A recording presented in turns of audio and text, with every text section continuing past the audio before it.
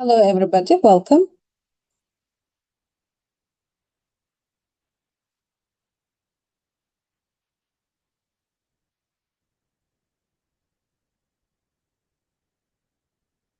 Okay, so let's start, please. Sorry for being late. Okay, so today we're going to talk about e-TEP exam structure, actually. So there are, as you know, 4 steps, 4 sections. The first one is reading, second one is listening, the following one is speaking, and the last one, finally, is writing. And hopefully you can see it. Yes. Okay, and the reading section consists of 5 reading passages ranging from B1 to C1 level. The first 2 passages are easy, not difficult. When I say easy, I mean the vocabulary is easy, and at the same time, questions are easier to find. As you progress in the reading passages, and they become really challenging, but again, not quite challenging. The last one is the most challenging, that you have to spend more time on it. Totally, you have 30 questions on these 5 reading passages, and there are some question types. Question types are mostly as follows. The first one is matching information. When we had IELTS lessons, we worked on them a lot. If you have had practice lessons, because we deal with it in every, let's say, test. I mean, when we have a test in IELTS, we have 3 passages, and the second passage and third passage includes this question. And actually, it is evaluated as the most difficult question in IELTS. Why? First of all, mostly it is detailed question, not main idea. But you will have some sentences, like statements, as here, and they will ask, in which paragraph do they talk about these ideas, these concepts? And you have to find. Without reading the whole passage, it's not possible to find it, but do you have enough time to read the whole passage? No, of course, we don't. But if you try to find answers to several questions at the same time, you will spend less time on it. So, these texts are not difficult. I made it on purpose. I chose not difficult texts because I wanted you to understand the question type mostly. So the first one, as I said, is matching question. You will see this question wording, such as, which paragraph contains the following information? But sometimes question wording can differ. Can be, in which paragraph can this information be found? Which section of the passage includes this information? It doesn't matter whichever they ask. The main thing is that you're going to find in which of these paragraphs, as you can see, we have almost 5 paragraphs, and in which of these paragraphs do they talk about this idea? Do they talk about this idea? So what do I recommend you? As in IELTS, here as well, firstly, you need to read all the questions in a row, not one by one, all of them, and underline the keywords. And when you underline the keywords, of course, you're going to remember some keywords. Do not underline a lot of words. Unfortunately, you don't have this, or you must have this highlighting function on e-TEP. So underline military impact, how AI might have a military impact. So the main thing is military impact. The next question is, AI brings together a range of separate research areas. So research areas is important, maybe separate as well. And where was the expression AI first used? So first, expression AI first used. These parts are the most important parts. And you go and read the paragraphs one by one and try to find. But after these questions in e-TEP, in the first reading passage, you are going to have some multiple choice questions after these ones. You can do multiple choice questions at the same time as this one. For example, let's read paragraph A and C. How many answers can you get out of this paragraph? Sometimes you will have an answer to a multiple choice question, at the same time an answer to the matching information question. So you kill two birds with one stone. So you find two answers to two questions with reading only one paragraph. Okay, unfortunately, I cannot let you to answer the questions, but I will ask you to, to add your answers into Q&A if possible. Just you write, maybe I can see your answers. So, look at the keywords again: military impact, separate research areas, and AI first used. Here, keywords also can help you because you have jargon here. It means terminology, military. So, if you look through the text, you will see the word military somewhere. But let's read it to be sure. Artificial intelligence has rapidly evolved over the past decades, influencing various aspects of modern life. The term AI was first used, I remember this one from the questions, first used in 1956 during a conference at Dartmouth College where researchers gathered to discuss the possibility of creating machines that could simulate human intelligence. Since then, AI has expanded into numerous fields, transforming industries and reshaping the way we interact with technology. And I go down to the questions. Where was the expression AI first used? In paragraph A, and you mark this answer. That is your answer. And the next one, at the same time, if you have multiple choice questions, you go down below and do multiple choice questions as well. What is one reason AI has developed so rapidly? And what is the main focus of the text? We never read answer choices. We never read answer choices. Why? Because it distracts you. Secondly, it may take your time. You're just wasting your time. Because when you read the text, when you come back, you will not remember the answers mostly. Why? Because it's exam situation and you are stressed, you are nervous. So it is better to read only the question, find the answer in the text, then come back and do read the answers later. So, as I see, there is no answer from this paragraph for multiple choice questions, and I continue. Paragraph B.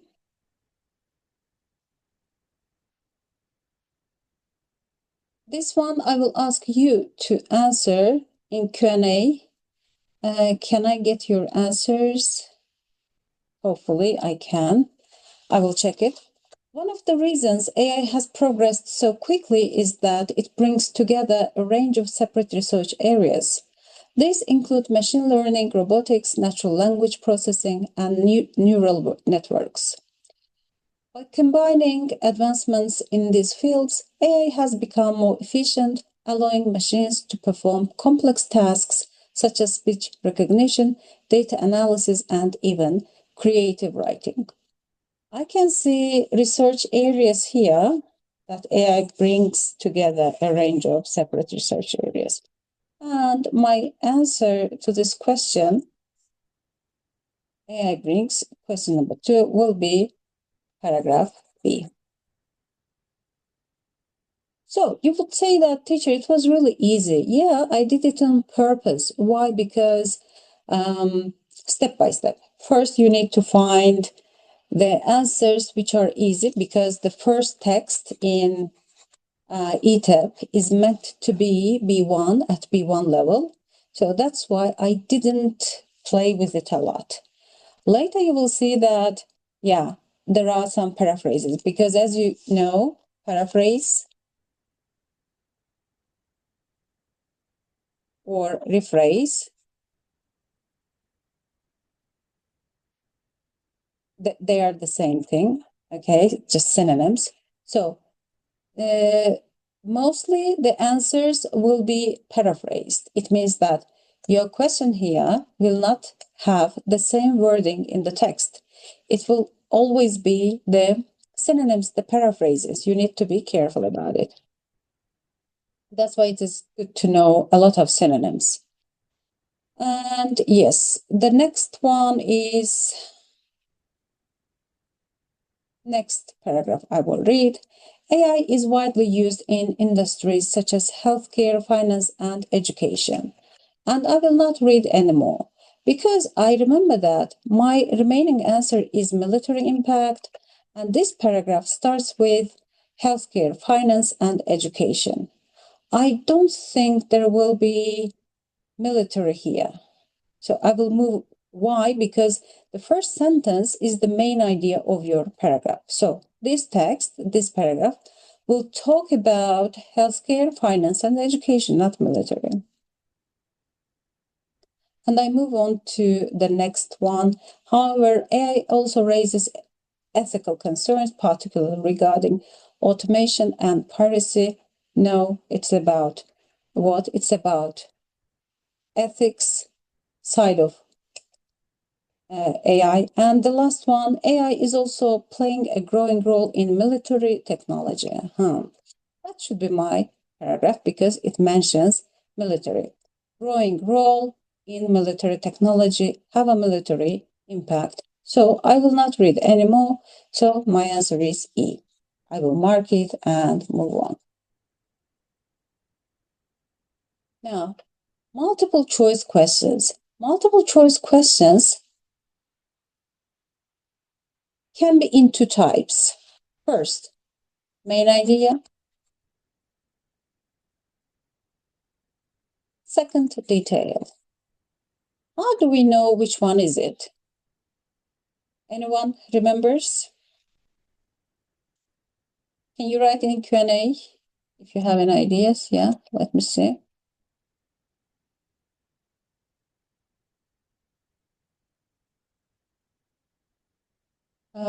Mohammed, you asked, is the first section in accordance with the reading part? What do you mean with it? Questions are based on the reading part. What do you mean with it? I couldn't understand.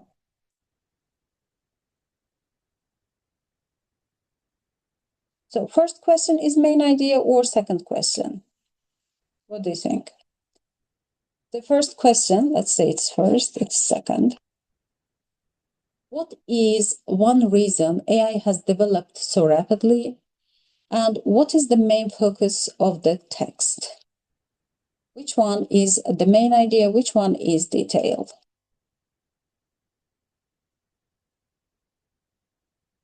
Can I get your answers, please?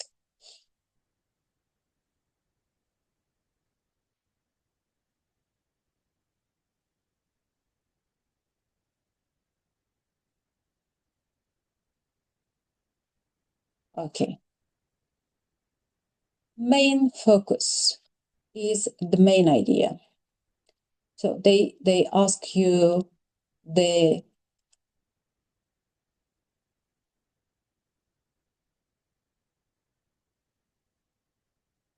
number two. Number two is what? Okay. Main idea. Yeah. Main focus, main idea is the same thing. So what is the main focus of the text? And question number one, what is one reason? So they are asking for a detail. Also, you may have according to the text. If you have this according to the text and blah, blah, it means that it is what? It is a detailed question. Okay, so yeah, answer is this one, but our main focus is not to find the answer. Our main focus is to understand how to do the questions, what to pay attention to. So if you have detailed question, which is this one, what will you do? Will you read the whole text or will you read some parts? Detail, whole text, or will you search for only the answer to this question? It means you are going to use scanning method to answer to this question.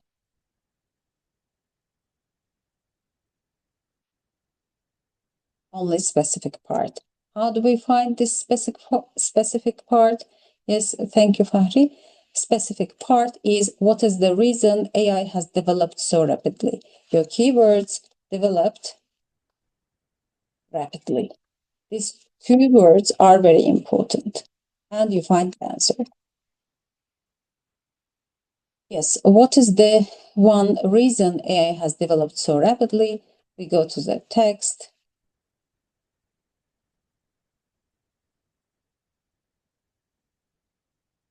And try to find the keywords. I can see rapidly and I can see evolved. Evolved over the past, it is, yeah, develop. The word is the synonym for this. Rapidly is rapidly, it's the same thing. Influencing various aspects of modern life. The term first used, no. And has expanded into numerous fields, transforming industries and reshaping the way we interact with technology. One of the reasons AI has progressed, it's also developed, right? So quickly, rapidly, is that it brings together a range of separate research areas. Paragraph A looked like correct answer because we had keywords rapidly evolved, but it doesn't say why. It doesn't say reason. It just gives information about it. But the second paragraph gives you the reason why it progressed so quickly, developed so rapidly. And we go to the answer choices and read one by one and decide which one is correct. It was first introduced in military research. Actually, until one of the main reasons, we don't have this word. It comes later. I cannot see military service in the first and in the second paragraph, where I think my answer is. It combines advancements from different fields of studyable research,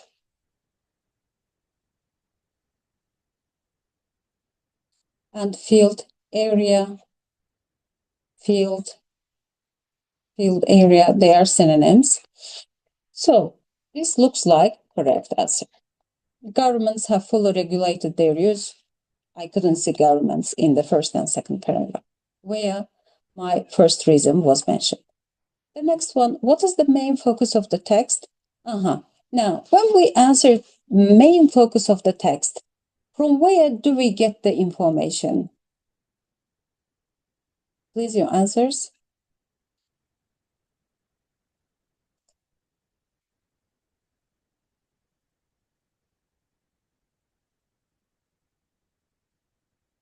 Whole text. Okay. Sometimes when we don't have enough time to read the whole text, because we're in a hurry, first and the last sentences of each paragraph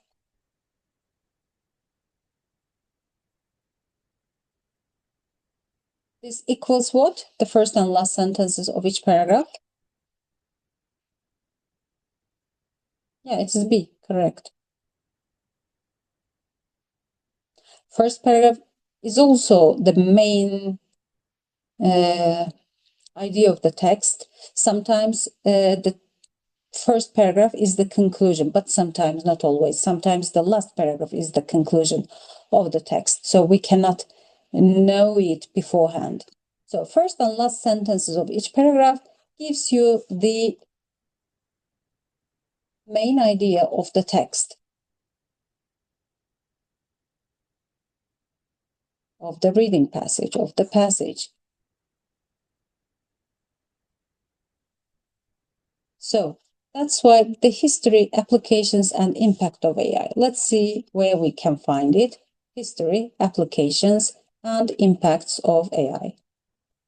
First sentence, rapidly evolved over the past decades. It is history. I can see time here, history.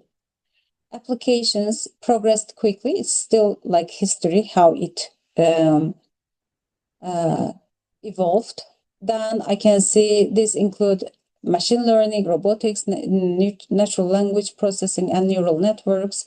It's like its application where it was used or has been used.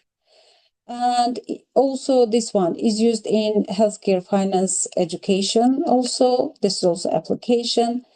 And the last one is also application of military in military fields. So we have history, applications, and impact of AI. Impact of AI in military as well. So in healthcare as well, healthcare, finance, and education. We read about its impact, like it detects fraudulent transactions. So if there is some cheating in finance, etc., it can find it out. So the answer is B, correct. So here, my purpose is not to show you the right answer, the correct answer. It is to show you, to remind you how we did the question types in our classes, how generally we find the answer to these questions. Okay, next question type is writer's purpose, writer's tone, attitude. Sometimes questions can change. As in IELTS, sometimes they mention the questions, they have this type of questions, next exam they don't have, the next exam they may have again. So that's why, for example, first time when I sat e-TEP, I saw purpose and tone attitude question. The second time when I sat e-TEP, I didn't see it. So that's why I included. Maybe you will see it, maybe you will not, but that's important to know what you should pay attention. Again, writer's purpose, writer's tone, attitude. When we say purpose, generally the question asks, why did he say it? Why did the writer mention this? What did he want to do with it? So let's see the title. Always read the title first. The future of renewable energy. So I can understand that, or I can predict that the writer's opinion here, his purpose here is to let us know about the future of the renewable energy. He predicts some things. So I can guess it from the title. He predicts something about the future of renewable energy. The first question, as always, we look at the questions first, because in reading these texts, our purpose is not to get educated. It's not to get the chance reading some academic texts. No, our purpose is to find the answer. And to what to find the answer? First, that's why you need to read the question. Why does the author mention renewable energy sources in paragraph 1? Why did he do it? So go and read paragraph 1. The future of renewable energy. As the world faces increasing environmental challenges, renewable energy sources have become a key focus in the fight against climate change. Fight against climate change. Solar, wind, and hydroelectric power offer sustainable alternatives to fossil fuels, reducing carbon emissions and decreasing reliance on non-renewable resources. Many governments and industries are now investing in these technologies to create a cleaner and more sustainable future. And I go and read the answers. To emphasize the importance of sustainability, to criticize current energy policies, to introduce a new research study. Answer, please. What do you think? Which option is best suits to this?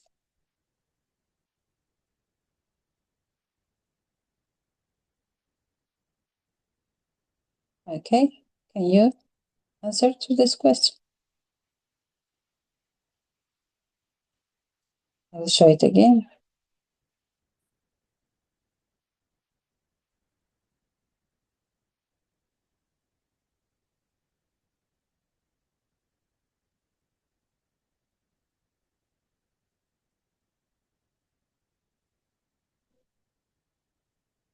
Yes, to emphasize the importance of sustainability is the correct answer. To criticize, we didn't see any word meaning criticizing. To introduce a new research study, they didn't talk about a new research study. We didn't see. So these are not correct answers. And I recommend reading other options as well. Why? Because sometimes the answers can be tricky. Be careful about this tricky situation.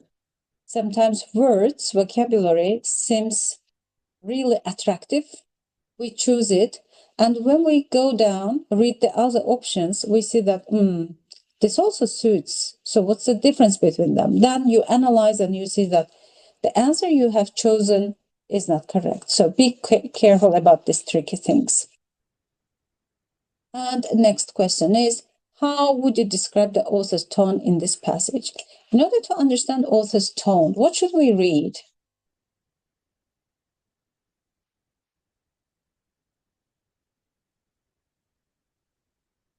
Should we read the whole text or should we read just some parts, scanning or skimming?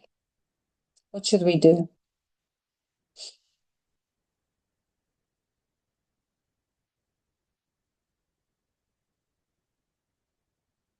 Okay, your answers.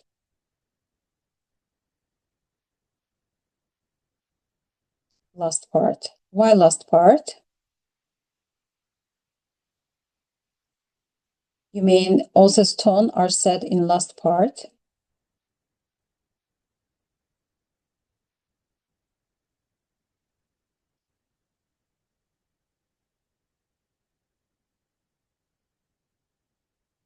Sometimes there are questions such as author's tone, attitude, or in IELTS, best title for the text.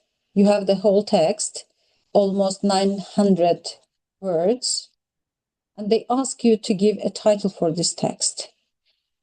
You must base your answer on all paragraphs. Your answer comes from all the paragraphs. So first and last, all the paragraphs, first and last sentences will give you main idea. At the same time, writer's opinion, writer's attitude. What about the middle part? Why don't we talk about middle part? Middle part is generally about details. And mostly you will get the person's purpose, main idea, his approach to this situation in the first and last sentences. So first and last sentences are important to read. Last paragraph generally in most cases, but not 100%, 90% maybe, last paragraph is the conclusion of your text, but it's not always like this. So, and we don't know when it is last paragraph is conclusion, when it is not. So what to do? Carefully read the first paragraph, carefully read the last paragraph, but most importantly, read the first and last line of each paragraph. And when we read it, the first one we read, the second one, despite these advancements, so we have advancements before, which means we have something positive. The writer is quite positive, but we have the word despite. After despite, we have some opposition. Some critics argue that current energy policies do not support renewable energy adoption fast enough to achieve real change. Stronger policies and global cooperation are necessary. Actually, if I analyze it myself, I will say that it is neutral. The writer doesn't say it is bad and doesn't say it is good, does not praise it, does not say it is really bad, it is disappointed, it is disappointing. He doesn't say it. So that's why we will have a look at the answer choices as well. I saw some neutral tone, and I saw some in the first paragraph, cleaner, more sustainable. It is positivity. Optimistic, yes, but concerned, I have a question. I don't know for sure. Strongly critical, I didn't see strongly critical words. Negativity, I didn't see. Neutral, yes, I saw a little bit. Uninterested, no. The writer vice versa was interested in it. So all I have question here, I need to be sure about it. It looks like A for me. And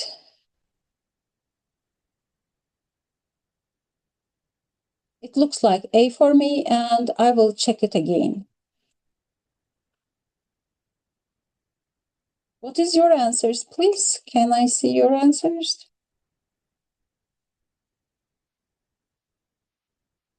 Yeah, Sertaç, it's correct.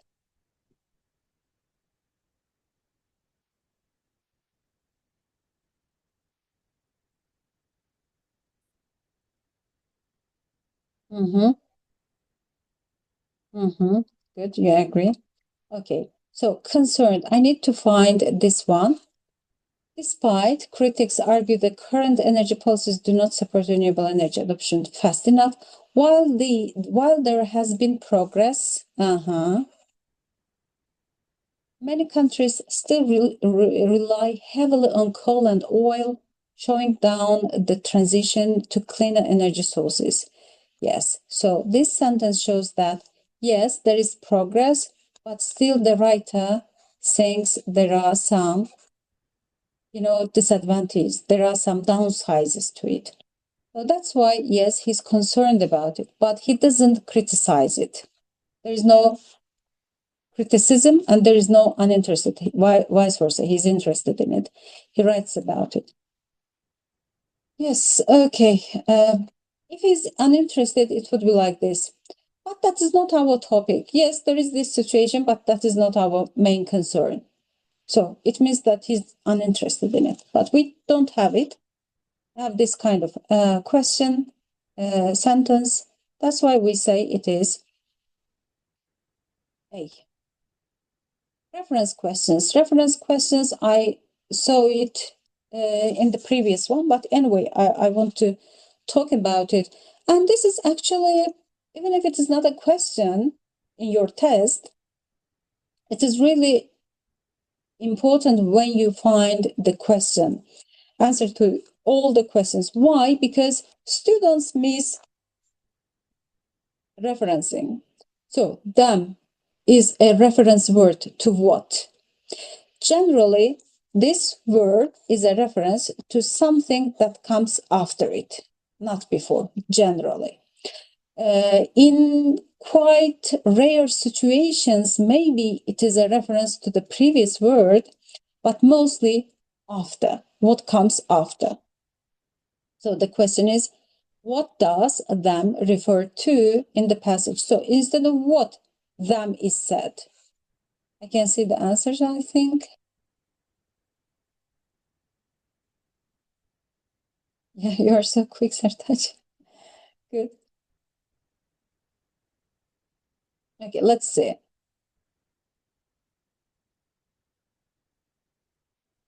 Solar panels convert sunlight into electricity, making them, making what? Making them a popular choice for clean energy. Solar panels convert sunlight into electricity, making them, can it be sunlight? No, grammatically incorrect. Sunlight, one, this is more. Into electricity, no, one, more. Grammatically, I don't pay attention to the meaning. Solar panels convert sunlight into electricity, making solar panels a popular choice for clean energy. Yes, quite direct, quite straightforward.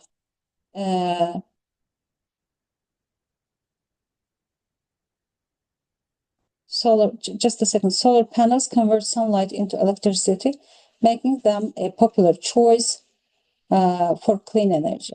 However, dust and weather conditions can decrease their efficiency over time. Regular maintenance is necessary to keep them operating at their best. Yes, the answer is. Did you write A? I remember you wrote A.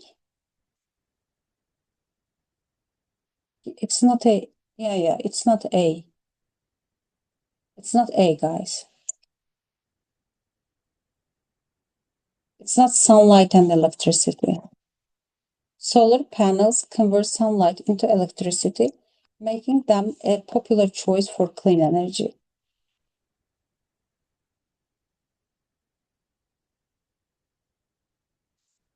Making what?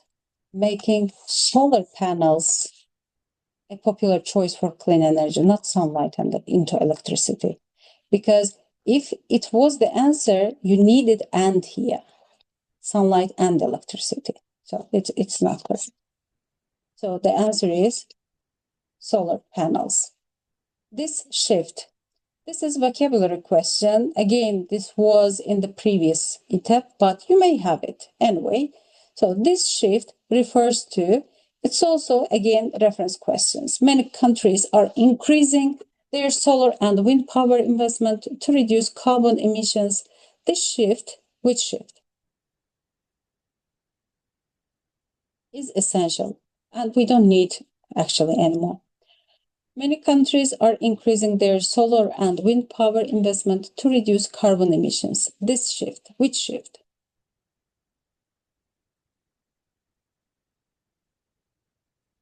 Okay.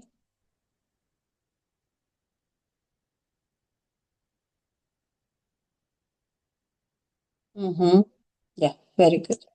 This shift, they increased investment in solar and wind power.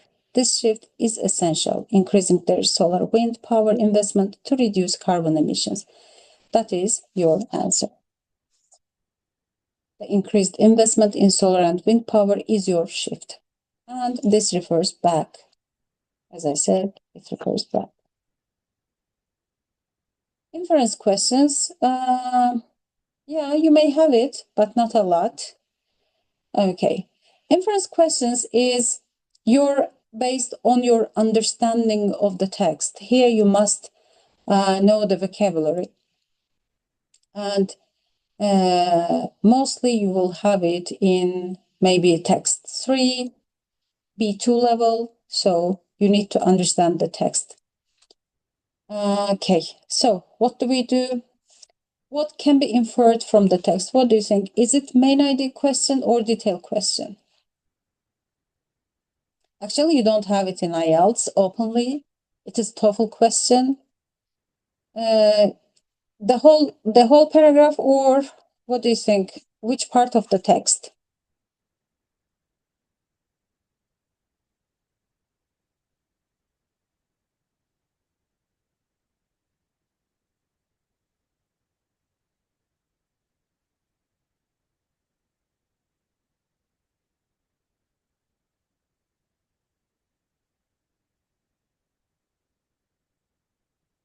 No, I'm not asking about the answer. I'm asking about what will you read? So you have written C. What did you read to find C? Again, guys, these texts are easy. So again, the first and last sentence can help you, but sometimes details are also, as you said, somebody said it, details are also important. So again, we need to read. Unlike fossil fuels, renewable energy sources such as wind and solar do not deplete over time. However, their efficiency depends on weather conditions, which makes energy shortage a crucial factor. As technology advances, Scientists are working on new battery solutions to ensure a stable power supply even during low sunlight and wind periods. What can be inferred from the text, from the whole paragraph actually? Renewable energy is currently unreliable and will not be widely used. Very crucial point. Is it unreliable? Does it say it's unreliable?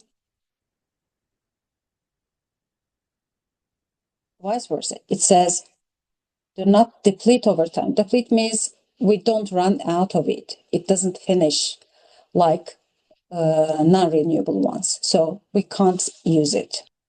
It's not the correct answer. Scientists have already solved the storage problem of renewable energy. This answer is like trap. Why? You mostly have the same word as the text. Storage problem, storage. So you have the same word. Mostly you will think that, this is the answer, but it's not the answer. Scientists have already solved. Do we have it? We have their efficiency depend on weather conditions, technology advances. Scientists are working on new battery solutions. They are working on it currently. Have they reached? But it says have solved. So we have the result. We don't have the result. They are working on it. To ensure, they try to be sure about it, but it doesn't say it. Battery technology plays a key role in the future of renewable energy. Battery solutions to ensure a stable power supply even during low sunlight and wind periods. From the last sentence, you can guess the whole idea. So here, last sentence, the first and last sentence is important in inference questions, but sometimes again, middle is also, details are also important. As you progress to text 4 and 5, I guess 4 is the most difficult. 5 is somehow manageable, but 4 is generally the most difficult. Why? Actually, the final one should be the most difficult, right? Because we start from B1, we moved on to B2, then C1 in texts. But why it is the most difficult? Because when you do B1, it is easy, yeah? So when you do B2, it's also normal, yeah? But suddenly you switch to the easy one to C1 here, 4 is C1, and you get stuck. Sometimes the text topics are difficult, like psychology. Last time it was about psychology of teenagers, and it was quite a difficult topic. Anyway, so I hope you will not find it difficult. I hope the texts, the passage will be easy, normal at least. So what do? Summary questions. You have maybe 5 to 6 paragraphs, and you have some sentences. These sentences are the summary of these paragraphs. Each paragraph has one main idea. Again, main idea question. And you need to read at least first and last sentence, but in some cases the middle as well, and find the answer. What do I recommend you? It is like an IELTS paragraph heading questions. First, read first and last sentence. It will give you the main idea of the paragraph. First, read it, then go to the answer choices. Try to find it. If you cannot read the middle. Sometimes you will not need it. Sometimes you will need, but mostly you will not need. Okay, I will give you some time. 2 minutes. Read it. Read the first and last sentence and try to find the summary sentence for this paragraph.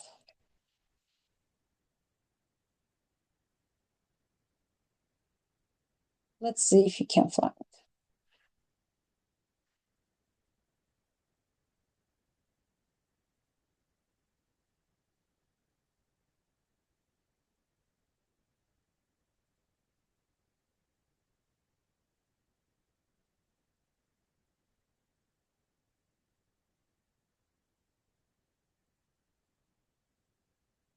Okay, let's go to answer choices.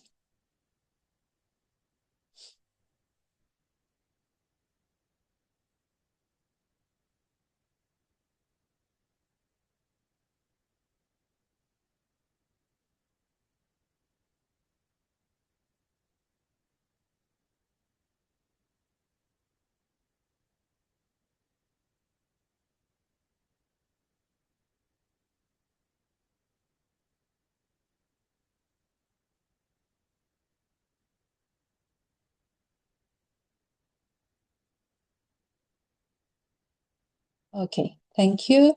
Let's see the answer. Most of you said C. Governments are promoting renewable energy to reduce greenhouse gas emissions, but cost and efficiency remain challenges. They try to use it, but cost and efficiency is a challenge. And paragraph 1. Renewable energy has become a crucial solution to the world's increasing climate challenges. Governments are promoting renewable energy to reduce greenhouse gas emissions. The first sentence doesn't say it, but I can see governments in the middle. Governments worldwide are investing in these alternatives to reduce dependence on coal and oil. However, despite their environmental benefits, renewable energy still faces challenges related to cost and efficiency. Again, the same word, but you will not see the same word in the exam. You will see synonyms like difficulties related to the financial side of it and how efficient it is. You will see the paraphrased sentence. Very good. C is paragraph 1. So you are going to, in the exam, you are going to move this sentence, okay, to this gap. There will be a gap here, and you will drag it and drop here next to this paragraph. Next paragraph, please. Let's read and find what is the answer to this?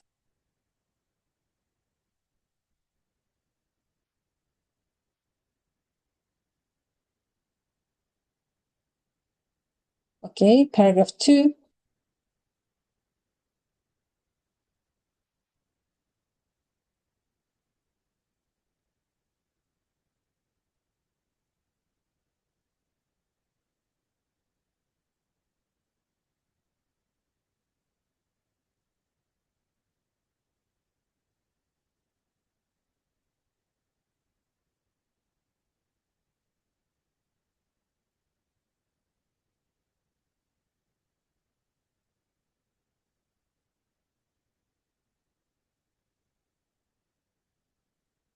And the answers.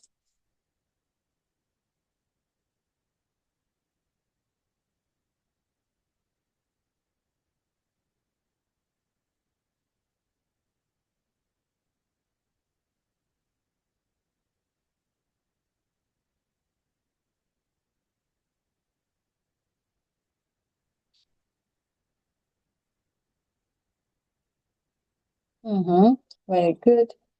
Yes.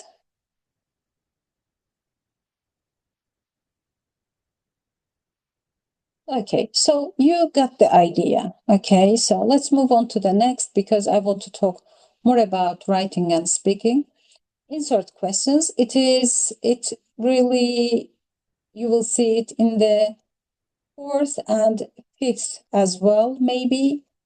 This one and this one come where you have difficult readings. Insert sentences. What does insert mean? In YDS, you have it, insert questions. But the role of this sentence should be transitional, as in YDS, but sometimes you have like, it's not transitional, it's not summary. It is mostly transitional sentence. And this, if it is transitional sentence, it means that it should relate to this sentence to this paragraph and to the next paragraph. But lately, what e-TEP did, they took out this sentence in the middle, not paragraph to paragraph transition, but inside the paragraph, they take out a sentence, this sentence, and they will give it at the end of the paragraphs to, they ask you to find it. Which sentence fits here? What can help you here? Mostly linking words if you have. Here you don't have, actually. Let's see where we have.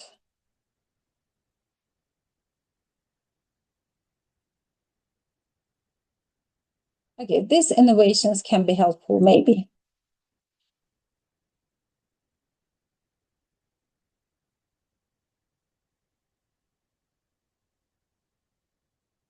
Yeah, we don't have. Like, however, despite, this kind of words can be helpful to find where to fit these sentences. Again, what do? We read the first and last sentences of each paragraph and try to find the relationship between this paragraph to this paragraph and which sentence fits here. The lost cities of the past, the text name is this one. The paragraph, first paragraph, archaeology provides valuable insights into past civilizations by uncovering lost cities, ancient artifacts, and forgotten ways of life. Excavations help us reconstruct the daily lives of people who lived in these places centuries or even millennia ago. One such example is the city of Pompeii. So here you have mostly general knowledge.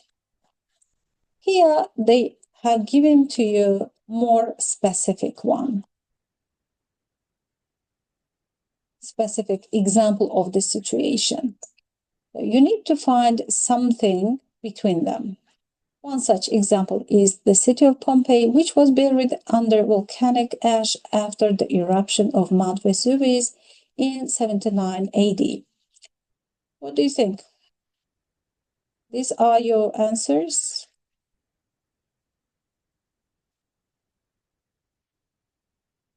Two of these are distractors you will not use.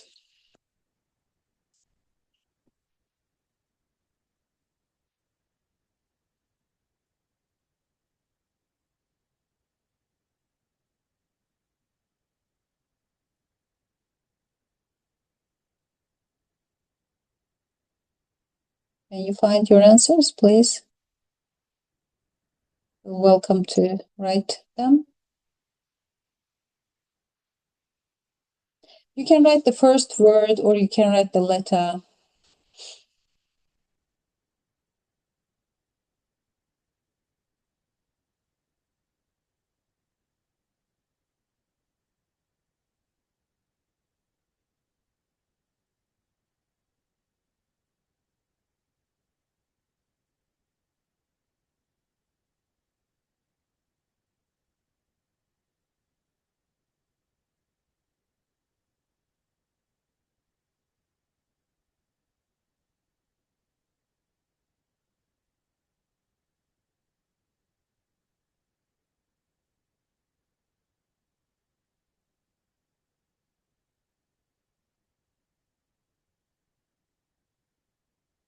Could you read the text?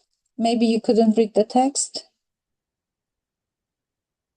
Okay, I will give another chance. Please have a look at the text.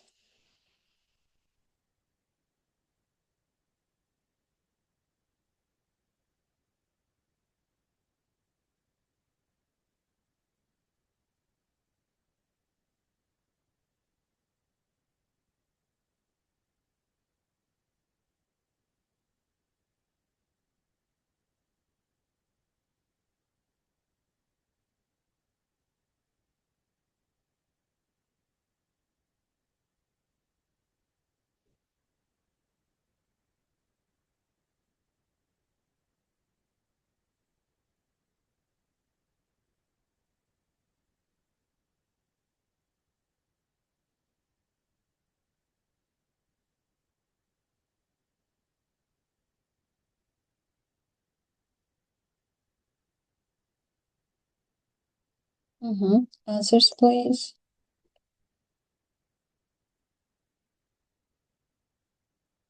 Okay, let's see B. Regardless of its true purpose. Did we read about purpose? Göbekli Tepe remains one of the most remarkable archaeological discoveries. And after Göbekli Tepe, how can you move on to one example is Pompeii, Vesuvius? No. And somebody said, recent studies suggest that climate change. Did we read anything about climate change?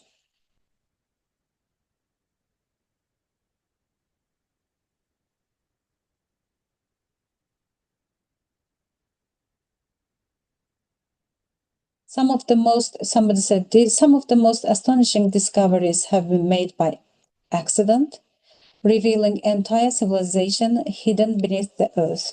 So, some of the most astonishing discoveries have been made by accident, revealing entire civilization. I need to find by accident in this next paragraph. One such example is the city of Pompeii, which was buried under volcanic ash after the eruption of Mount Vesuvius in 79 AD. This thick layer of ash preserved buildings, streets, remains of people, providing extraordinary glimpse into Roman life. Today, archaeologists continue to study this site, uncovering new details about daily activities, trade, and social structure. By accident, I cannot see anything related to by accident, but other answers do not fit. What is copy?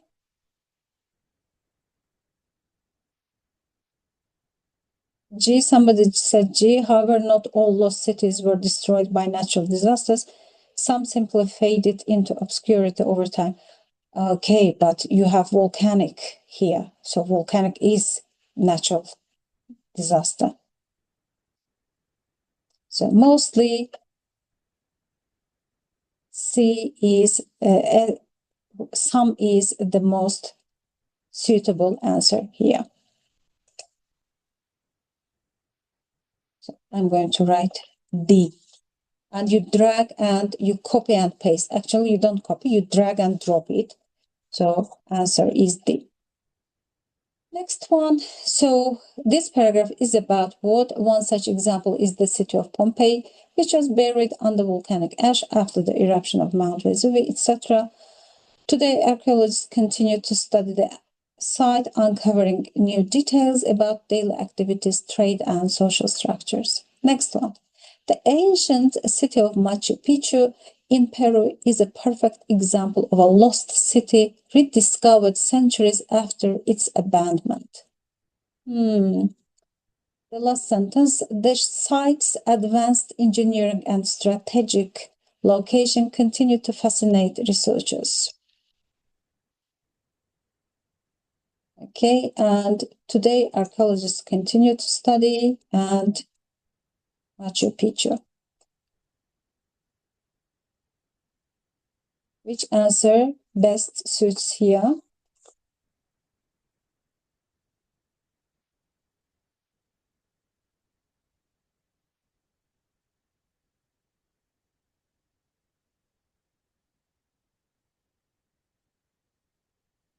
Your answers, please.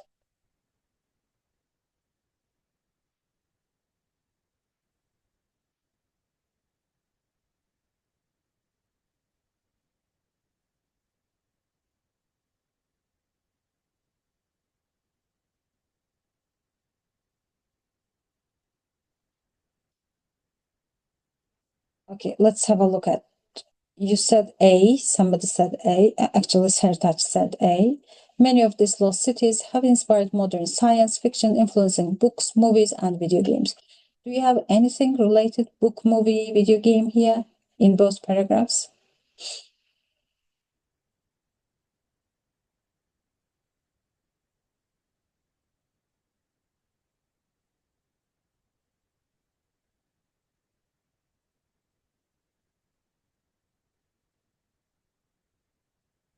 Nothing about book, movie, yeah? Maybe you said that because of this glimpse into Roman life, but glimpse, it is a short looking at something. When you shortly look at something, it's a glimpse of it. You see it for a short time, but it provides you a little piece of information about their lives. It's not movie, it's not book.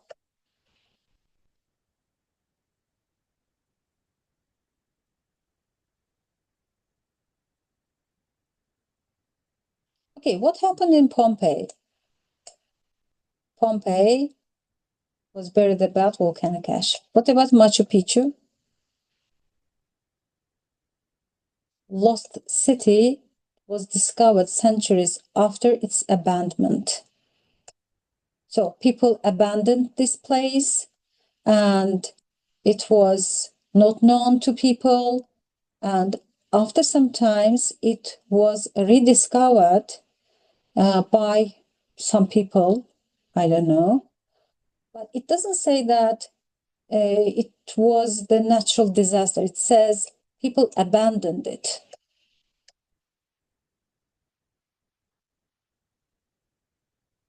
And somebody said G, which is the correct, which is the correct answer. However, not all lost cities were destroyed by natural disasters. Some simply faded into obscurity over time.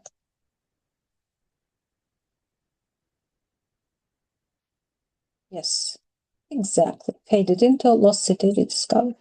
Exactly. So actually this text and this kind of question when you have, it is like this, difficult, because the answers look like each other. But you must focus on, can I find it in the text? Can I find this one in the text? So it must be related to your text, to your paragraph. So that's all about reading. Let's take break time, 10 minutes. After break time, we will talk about the other parts, writing, speaking mostly, because listening is not difficult. What do I mean by saying listening is not difficult? If you have listening practice, if you listen daily, you will find the answers really easily, because all of them, all listening is multiple choice questions. It starts with dialogue between two people. As in IELTS, it is everyday conversation.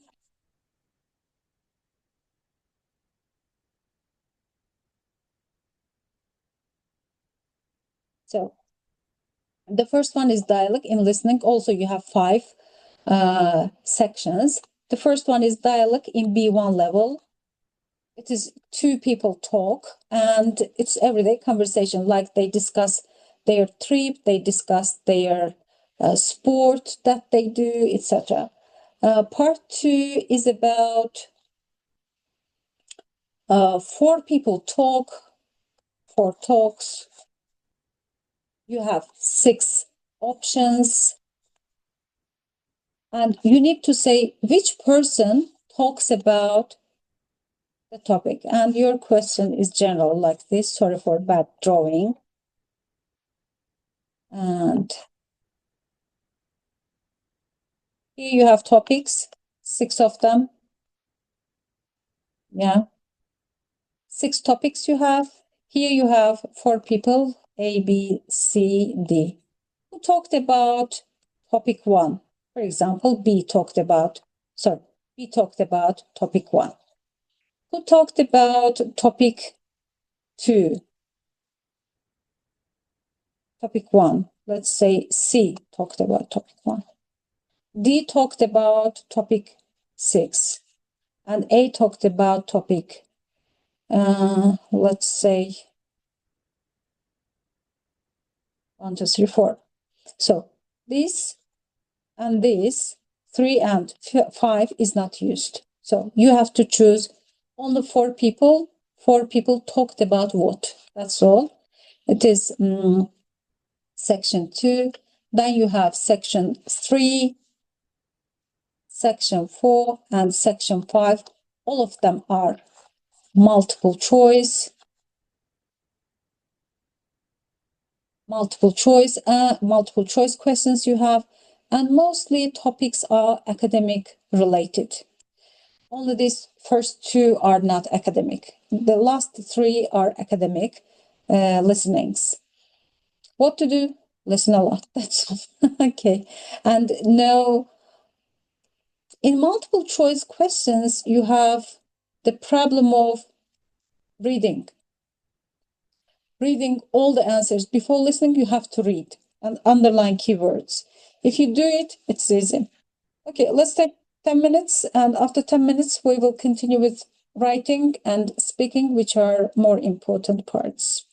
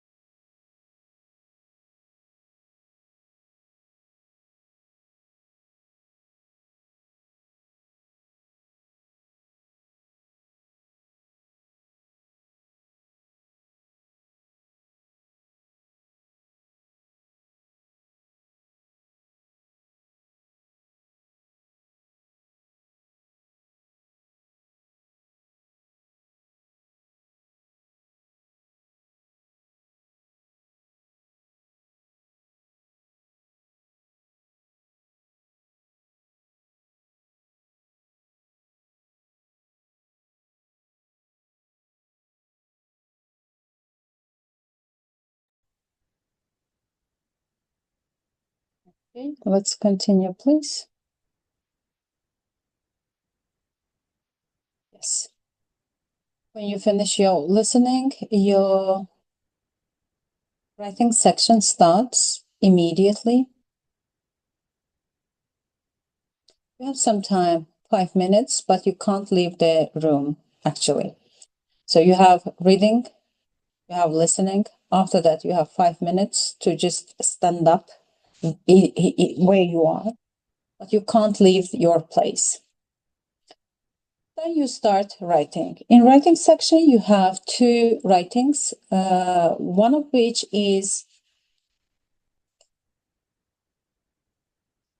writing your opinion about what you've read. So there will be, at least in the last two exams, there is the topic social media and mental health. This is digital platforms they posted this topic. Then a person who follows this website or blog or vlog commented on it, and we read both of them, and then we write your own comment on this two of the writings. So how many words? Between 80 and 120. It can be between 80 and 120. So you generally have 12 minutes, but I think it's 12 minutes, not 15. Yeah. So I think it's 12, if I remember correctly. So do you have this time only for writing? No. You have this time to read this post, comment on it, then decide on your writing. What should you pay attention? First of all, the style. Is it formal, semi-formal, or informal language? What do you think? Let's read it. And which language should you use? Social media platforms were once meant to connect us, but they are becoming tools of comparison and stress. Constant exposure to filtered lifestyles and unrealistic standards affects self-esteem and increases anxiety. It's important to be mindful of how these apps impact your mental well-being. This is the post and the comment. I do not agree. Social media has helped many people stay connected with friends and family, especially during hard times.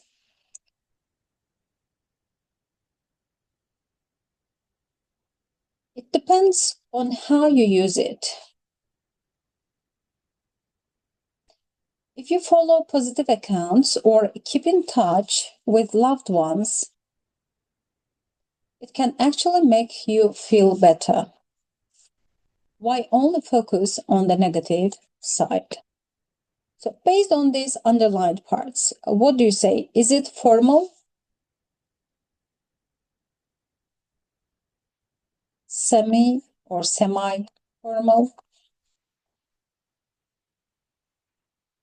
or informal? Because based on this, you are going to use similar language.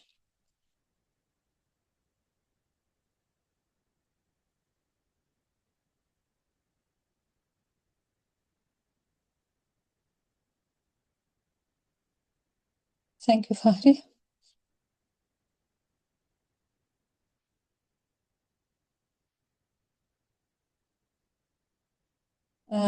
I didn't send the question forms to the class. I cannot.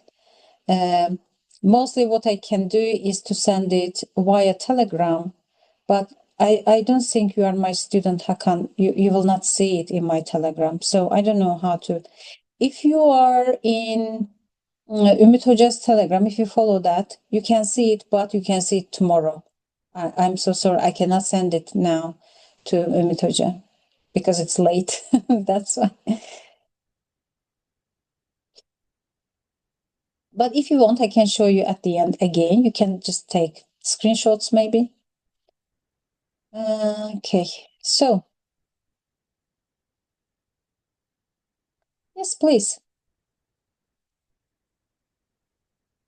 Formal, semi-formal, or informal? Actually, we're going to use semi-formal. What does it mean? It means that formal is writing task 2 generally. Writing task 2 will be formal. It means that it will have academic language. What is academic language? We will talk about it. Semi-formal. First, let's see informal. Informal language is everyday colloquial language. For example, you can say, I want to go. This is informal language. You don't have to use it. Actually, you mustn't use informal style in your exam. So, not informal, not formal in the first one. Use semi-formal. In order to understand what semi-formal is, let's see what academic, let's see what is formal language. For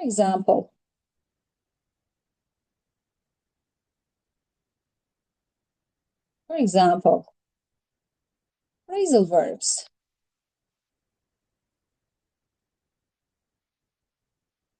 Can you give an example?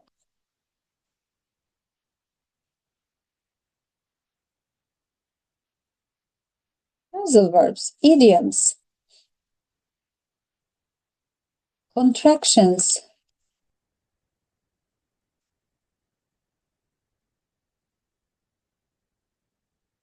compound sentences about grammar. We will talk about it. Phrasal verbs, for example, run out of.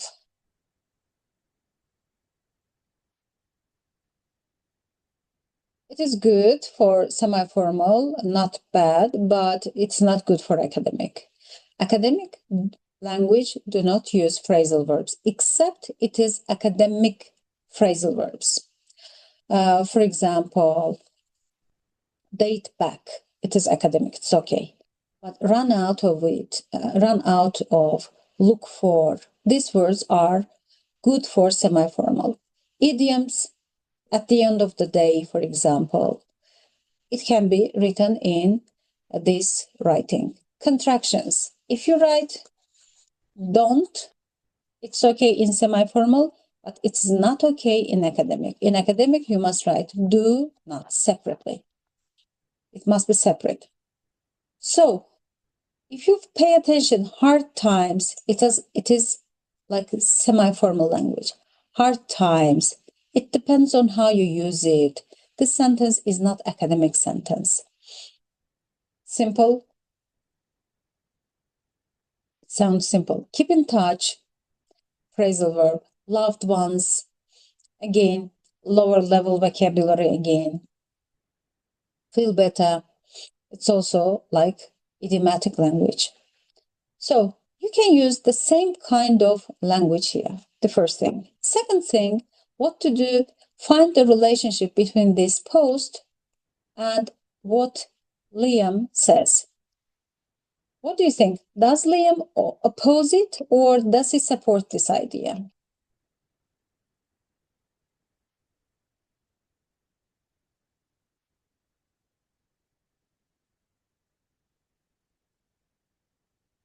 Oops, sorry.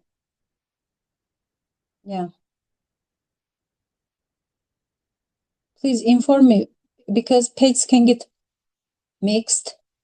So this is the post, okay? This is Liam's comment on it. And you need to use semi-formal language because it uses semi-formal language. And also it is a comment on a post on a blog. So it cannot be academic. So what do you think? What's the relationship between them? Does Liam oppose this idea or support this idea?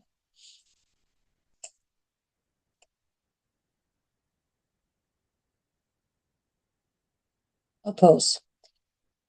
If Liam opposes, what cohesive devices can we use? It means transition words, you can say, or linking words. Which ones can we use? We can use while, however, comma, on the other hand,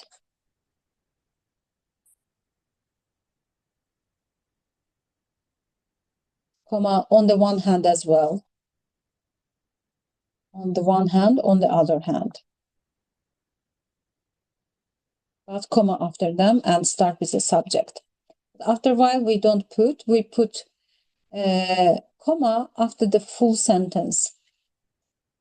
Yes, after finding it, although, yes, very good, although, though is also possible because though is semi-formal, is also okay. Now, we have understood this, we have understood that, and we shouldn't skip the most important point, which is what you should do. What you should do. Because they may ask another thing. And if you don't write your task, your answer according to your task, you will get lower score, most probably. Post your own comment, so semi-formal because it's a comment, that effectively expresses and supports your view. You must your view, write your view.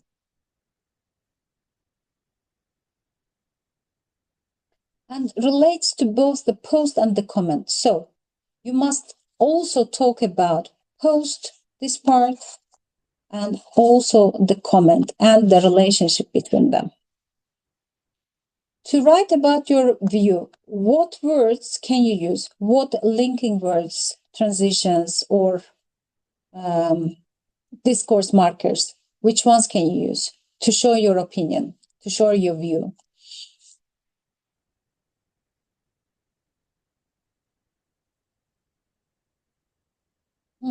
What else?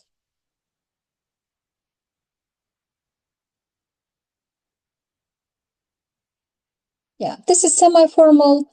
There are more academic ones, but we keep it a little bit conversational. In my opinion, I believe is also possible. In my point of view, yeah, can be. Okay, so you, after deciding on these things, because you have short time, maybe you can jot down these things, note to a paper. They will give you a piece of paper, so you can jot down on this paper these words in order not to forget, because these things bring you mark, bring you score, so you need to use them. Let's see the answer in B2 level. It is my opinion, of course. I commented on both of them. While Liam makes a good point about the benefits of social media, I agree more with the original post. Social media can be helpful, but only if used carefully. The problem is that many people, especially teenagers, compare themselves to influencers with perfect lives. Even if we try to follow positive accounts, the pressure to look good or be successful is always there. I think we need to learn how to take breaks and set limits. Otherwise, social media can slowly damage our self-image and mental health. It is not about stopping completely, but about being more aware of what we consume online. So, I mentioned Liam because it said to both of them, post and the comment. Comment is Liam. And I agree more with the original post I talk about. I show my opinion, my point of view, my attitude about the comment. That I agree more with that, but we should be careful. Even if we use, we should be careful. Now, and social media can be helpful. It is the post, what post says. And it said add your own opinion as well, but only if used carefully. I put some concession, yes. I give a condition. If used correctly, it is good. and you have conditional sentence. The problem, and if I stop here, it's okay. But this sentence, the problem is that many people, especially teenagers, compare themselves. I explain in more detail. It is supporting my idea. I say social media can be helpful if only used carefully. Why did I say carefully? In English, we have to explain. I always say to my students, when you write, when you speak in English, you have to think that you are talking to a 5-year-old child, because 5-year-old child will ask you, why? Why? Whatever you say, they will ask you why. And always keep this why in your mind. Why did I say it should be used carefully? Is it nuclear bomb? No, explain it in more detail. The problem is that people, especially teenagers, and your focus is teenagers, compare themselves to influencers with perfect lives. Even if we try to follow positive accounts, the pressure to look good, perfect lives, like each sentence connects to the previous sentence, as you see. Look good or be successful is always there. And again, my opinion.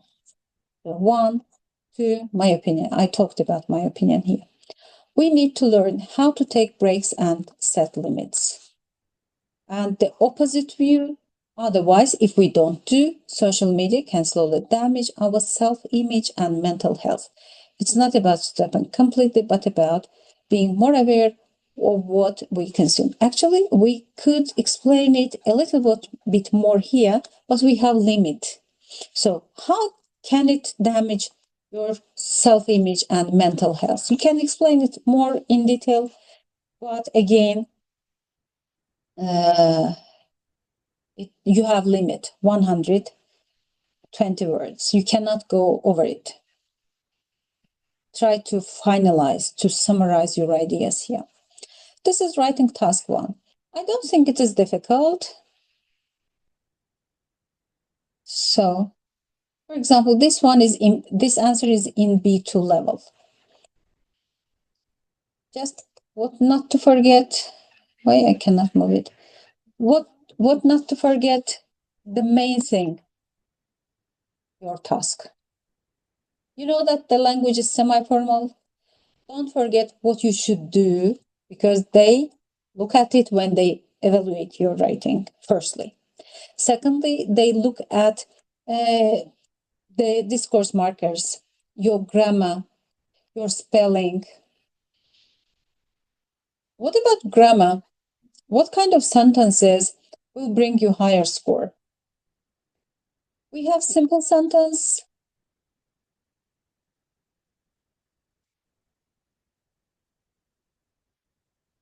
We have compound.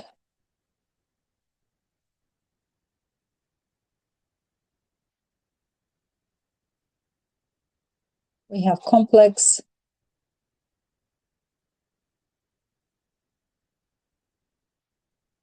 And also we have compound complex sentence.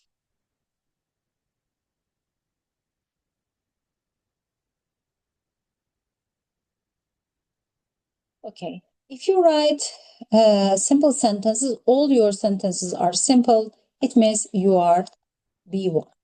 And B1 mostly gets around, maybe in e-TEP 50, like that. It's not 100% precise number, but almost. I'm just giving rough estimation. Compound sentence. In English, compound sentence is transition from B1 to mostly B2. Complex sentence, again, B1 to B2 plus C1, depending on the complexity of your sentences. Compound complex sentence, again, B2, C1. Now, what is simple sentence? Simple sentence has subject, verb, maybe object, and maybe adverb. These two are optional, but these two are important. I live in Turkey. This sentence is simple sentence. Compound sentence. Compound sentences has two types. I just want to remind you, maybe it will, trigger your memory. Fanboys.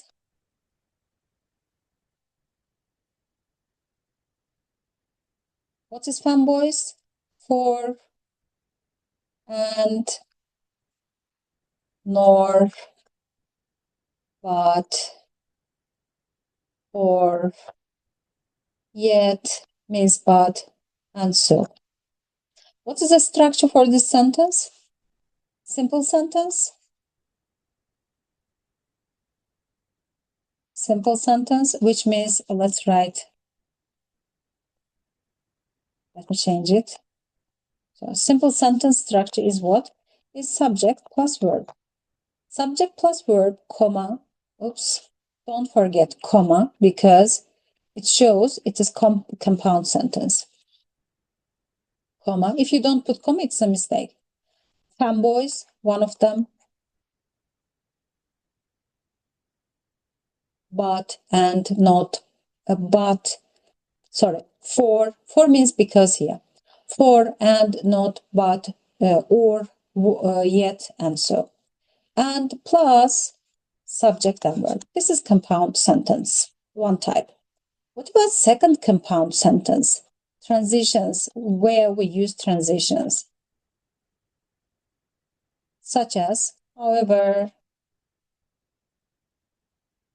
moreover, furthermore, nevertheless, nonetheless, etc. But be careful about it. I'm going to write here the structure, transition. Compound sentence with transition words are subject plus verb, semicolon. If you don't put it, it's a mistake. One of the transition words,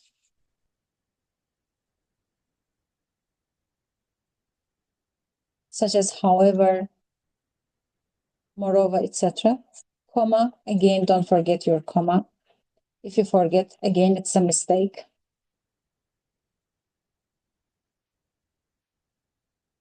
It doesn't move, sorry, comma.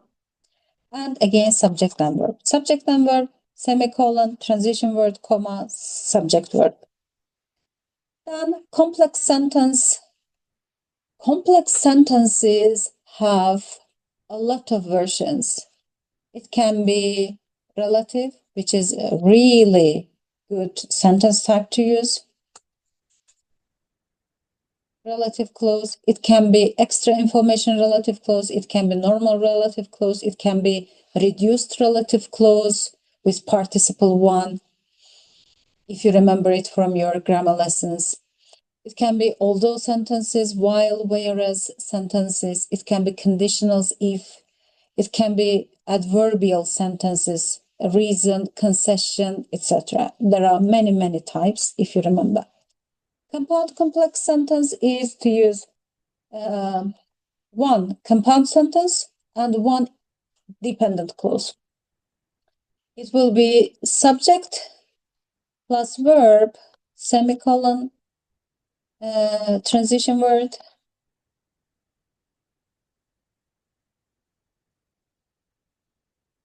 comma, subject, verb, and plus a connector, such as because, such as although, this kind of connectors, and a dependent clause.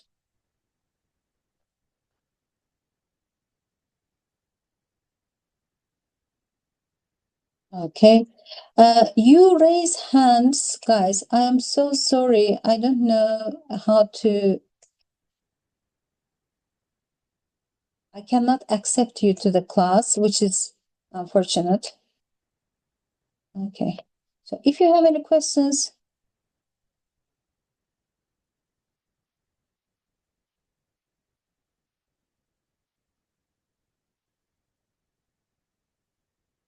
C1, in order to get C1 means more than 80 in e-TEP.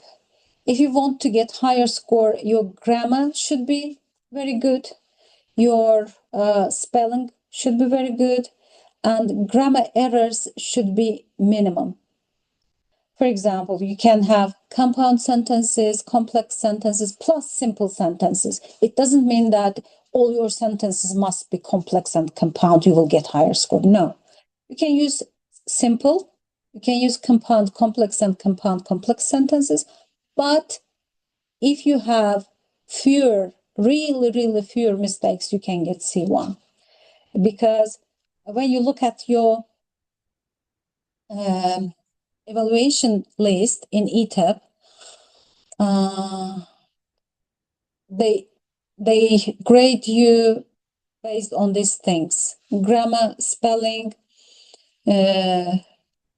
coherence and cohesion. Coherence and cohesion means that, is your writing understandable? Do I understand your writing? If I understand, the reader, I mean the examiner. So it means that you have higher score in this. And also, do you answer to the question? Some students answer off topic. So they read it very quickly and they forget about it. When you write, look at back and take notes when you read. First, you have time to read it. Maybe 2 minutes you can spend on it. 10 minutes you can write. And the last thing is to check your writing, which students don't do, unfortunately. So please check your writing. Why? Let's say I have written this sentence.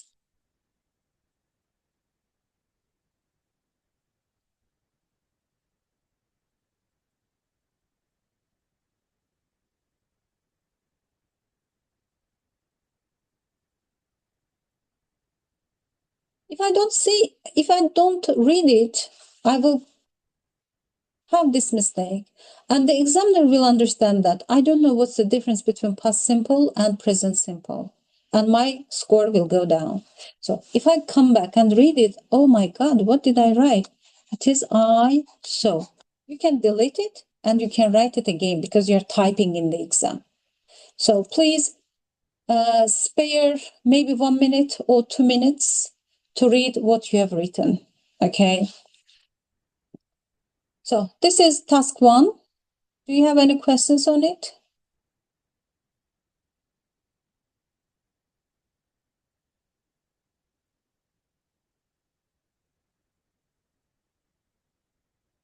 Yeah, of course. So yeah, when we read, we see that we have made a mistake.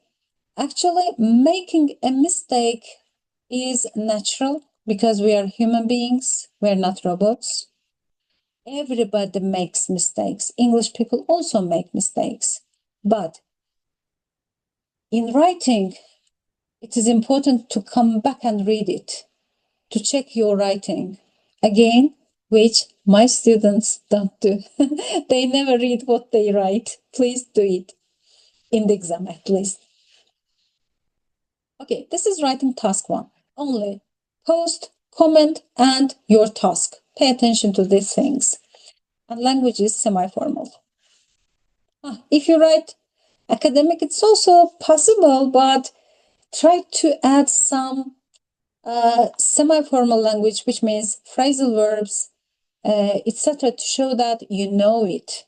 So if you use academic language, it means that you don't know everyday language. So because it is social media, it's not universal lesson. So show that you know everyday language, because these exams also check your everyday language. Can you survive in an English speaking country? Let's say they send you to NATO. Most of my students go to NATO. It means that, can you survive there? Will you be able to understand the people there who you work with, foreigners? And will you be able to understand the writings, speaking, or maybe you are at the meeting. Do you understand people? When people speak, they do not use academic language. They use idioms, they use phrasal verbs, they use colloquial language. Which tense? Good question. Yeah. Pay attention to this writing. Which tense they have used in the writing. Base mostly your answer on it. Social media platforms were once meant to connect us, past simple. But they are becoming tools of comparison and stress. Present continuous are becoming why it's a change. So when you write about it, if you want to show this change, you will also use present continuous. So it depends on what you want to say and what tense they have used. Mostly it is like you are writing about a fact, and when we write about a fact, mostly we use present simple. But you cannot maybe conditional sentences, unreal conditionals to show that you can write it. You know this grammar, you have high level of grammar. So,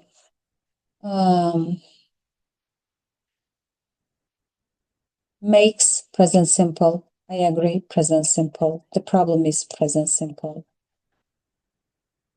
Even if we try present simple. So generally it's a fact, so we use present simple. Yeah, this is writing task 1, which is easy. Writing task 2 is a little bit more difficult because it includes listening and a chart. Chart is generally what I have seen from my experience. I have seen bar charts. And in bar charts, you have maybe two, generally they don't have colors in exams. They do not use colors. There is a reason for it because maybe there are some people who are colorblind. That's why it's a general rule not to use colors. So I used it just to explain. So first of all, look at the title, the instruction, what they want from you. And okay, examine a given graph, then listen to a related podcast and produce a written text that connects information from both sources. So what you have to do, first of all, examine this graph. And they will give you some time for it. Actually, the time is fully enough to understand it. After analyzing it, maybe you may take some notes here. You have a piece of paper. And then listen to a related podcast. When you listen, you will see this chart. And when you write, you will see this chart. But taking note is very good. When you listen, they will talk about each point. Let's see. What is the first point?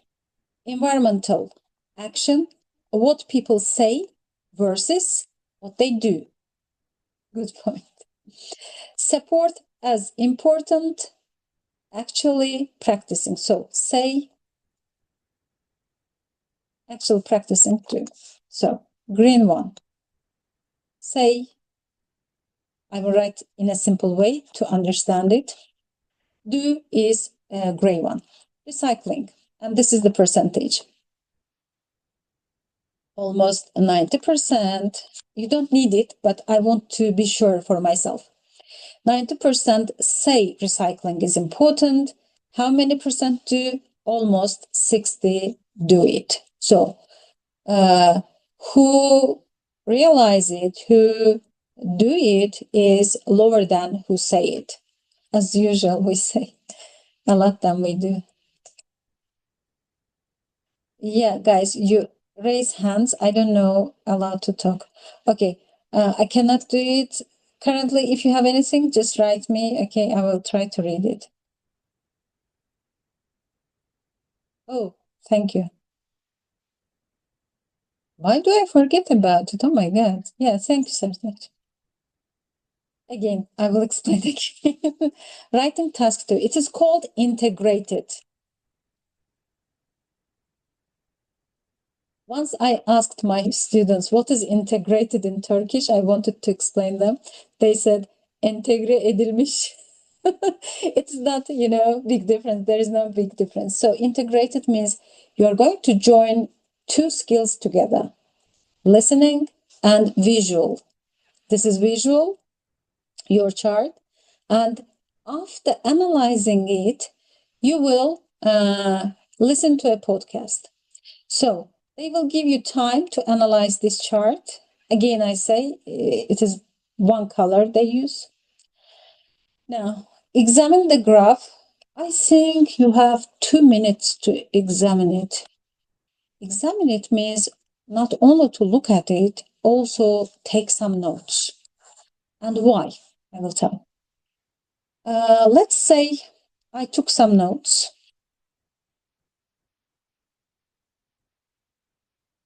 Let's take real notes. So people say recycling, 90%, doing 60%, yes.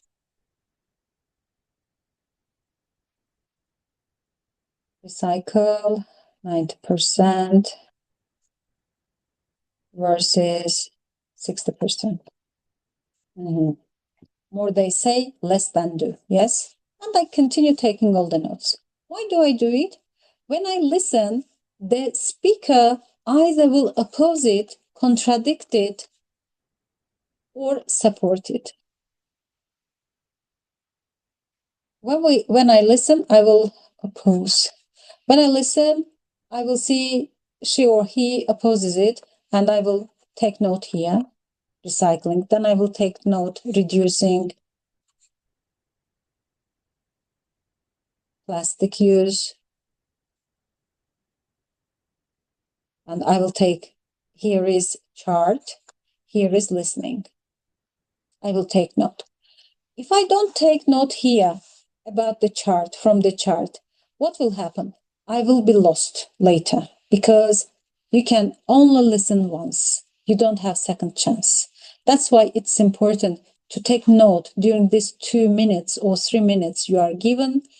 Later, when you listen, take notes because you are going to connect these two things together, chart to the listening. And word count is, it should be between 250 and 300. Maximum is 330. You cannot write over it. You should be careful about it as well. Yes. Again, task. What is your task? So we examined the graph. We listened to the podcast. We took our notes. We are ready. Then you are going to produce the writing, 300 words. Now, reading is helpful. Why? Because you get the main idea. What is it about?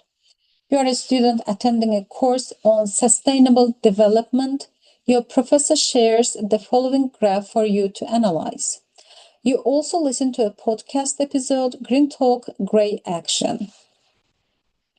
First analyze, take notes, then listen to your podcast. After listening podcast, and I will show you the transcript. My listening doesn't work, unfortunately. I have it here. It doesn't work. I don't know why. It worked before. Yeah, anyway. So, summarize the points, the most important part.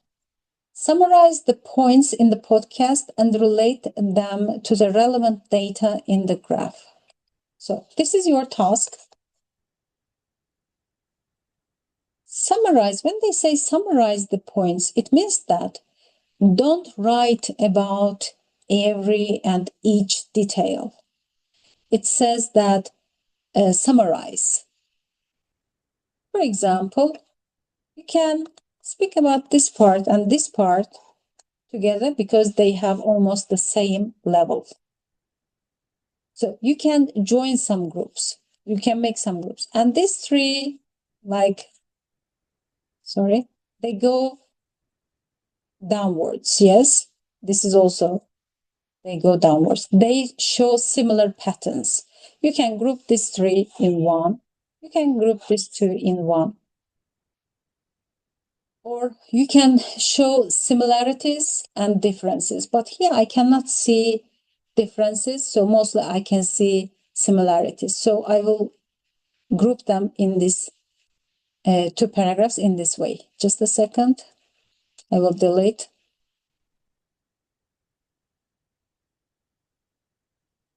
So similarities in one,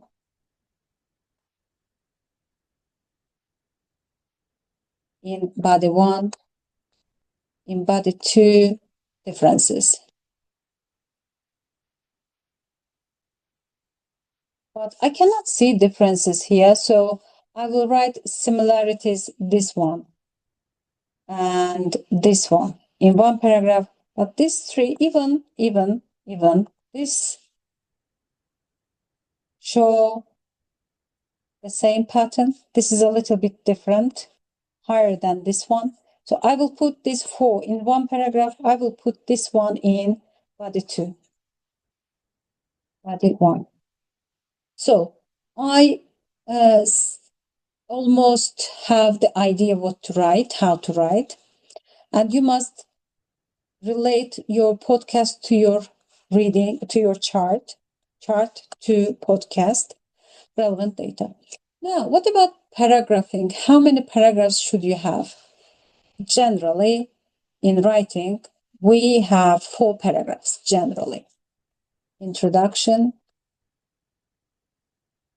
body 1, body 2, conclusion.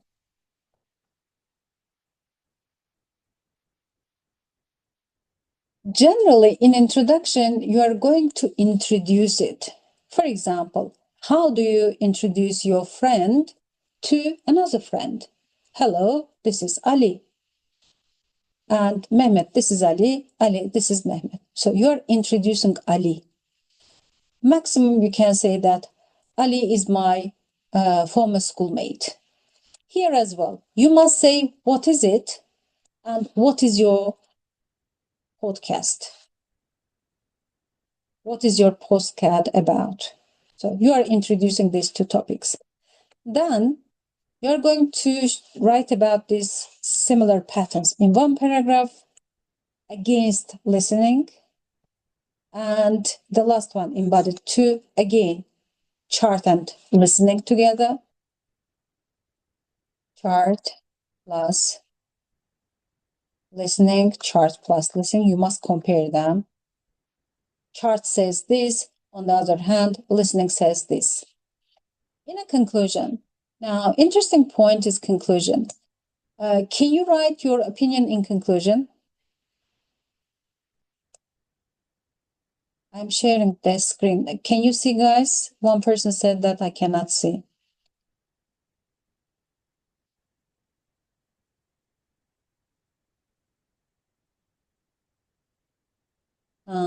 Yeah. Now, can you see? Good. So, introduction, I'm going back. Introduction, body 1, chart listening. Body 2, chart listening. What's the relationship? Don't forget. Is it opposing? Is it supportive? And conclusion. In conclusion, can we write about our opinion? Actually, your opinion, to write it or not to write it, depends on your task. What do they want from you?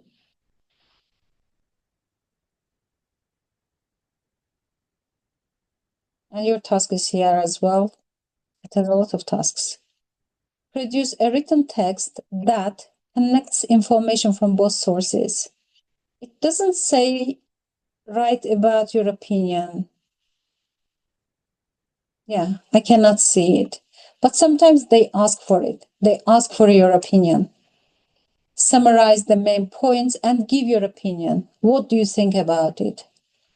So if they ask, you must write your opinion as well.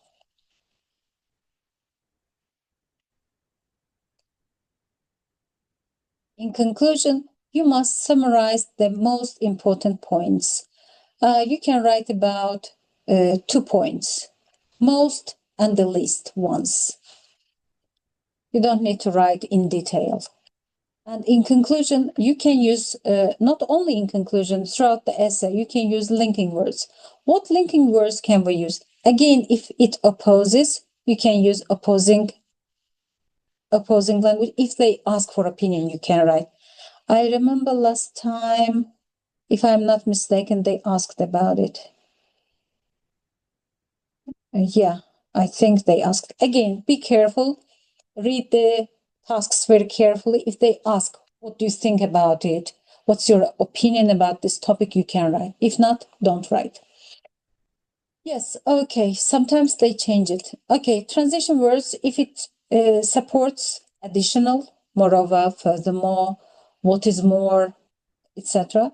And if it is in addition, additionally, if it is opposing language, however, despite, in spite of, in contrast, contrary to, etc. However, I said, on the other hand, is okay to use. Okay.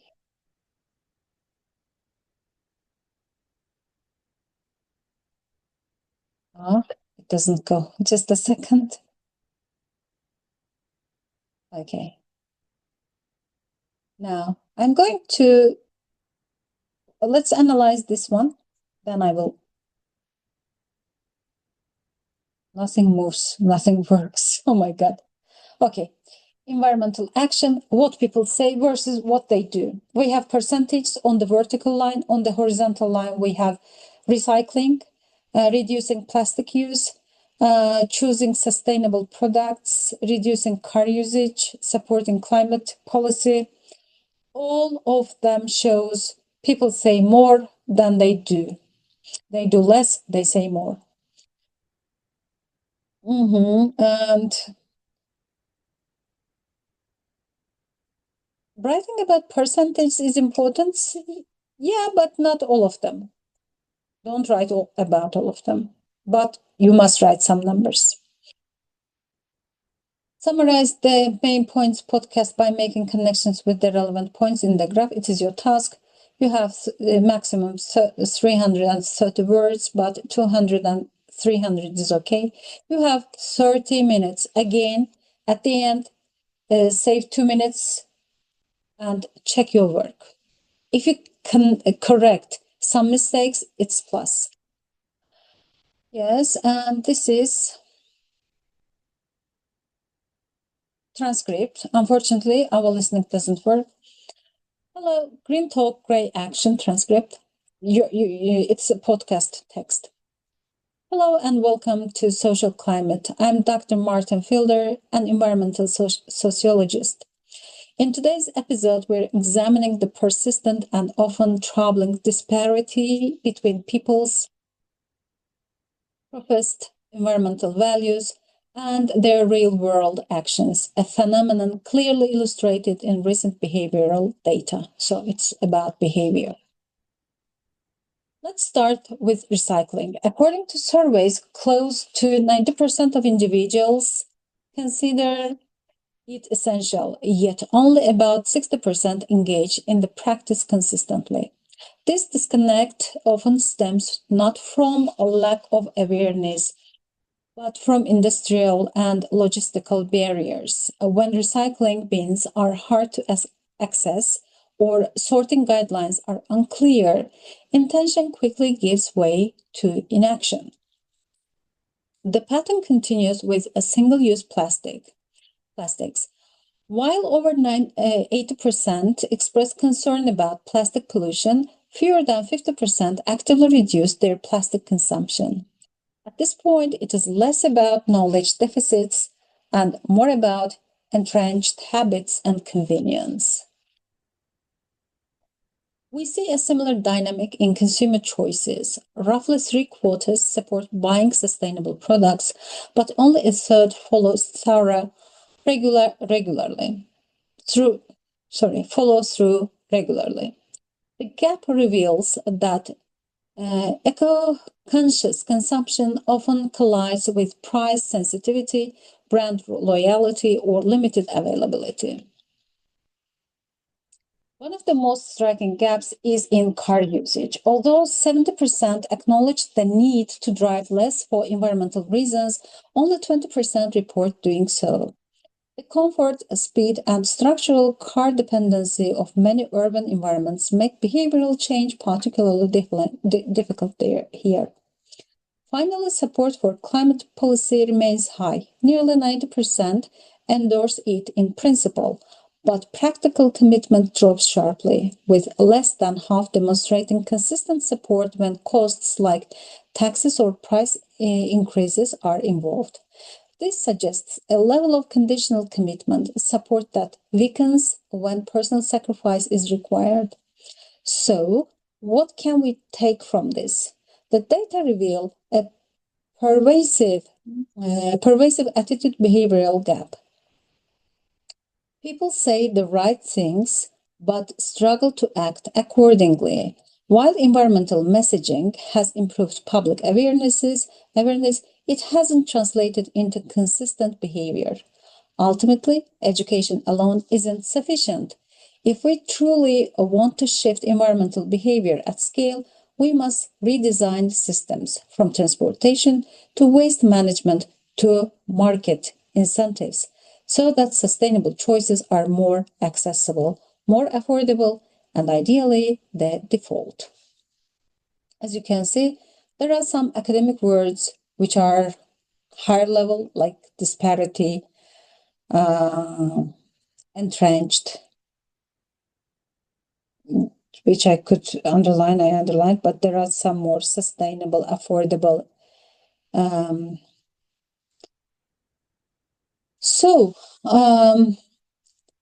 When you listen only once. That is the bad side. You don't have the second chance. That's why if you have taken notes here on the graph side, you can add some details about the listening. Can you use the same words?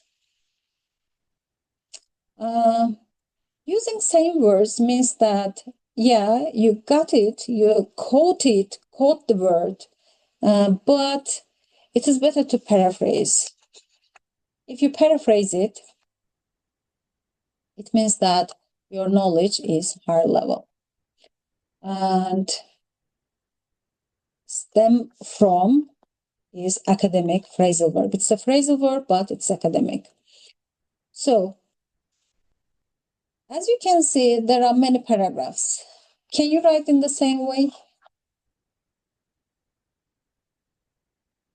When I read it, I get tired and bored. You know why? Because there are many paragraphs and each paragraph is similar to the previous one. So when we read such a thing, it gets boring and interesting. That's why what to do? That's why they ask you to summarize it. Summarize it in introduction, in body 1, in body 2, and conclusion. So you have only 4 paragraphs. Yes, okay. Any questions about it? Grammar is the same.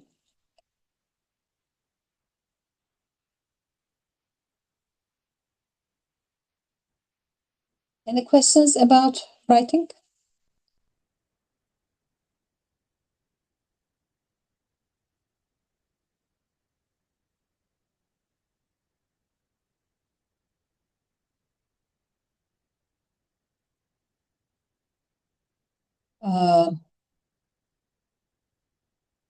No, good point, Sertaç. So, the relationship between the chart and podcast in most cases contradicts each other. In most cases.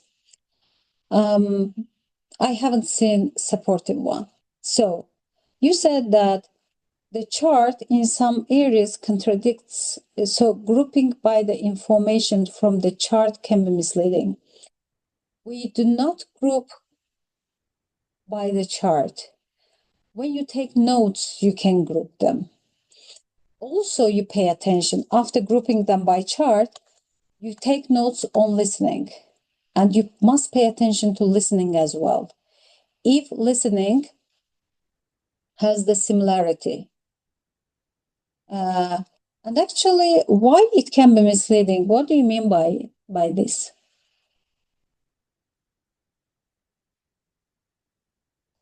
Can you write it? Elaborate on it, please. Okay, you must take into account both of them, but seeing is believing. So chart is better to group them. But of course, the listening is also important.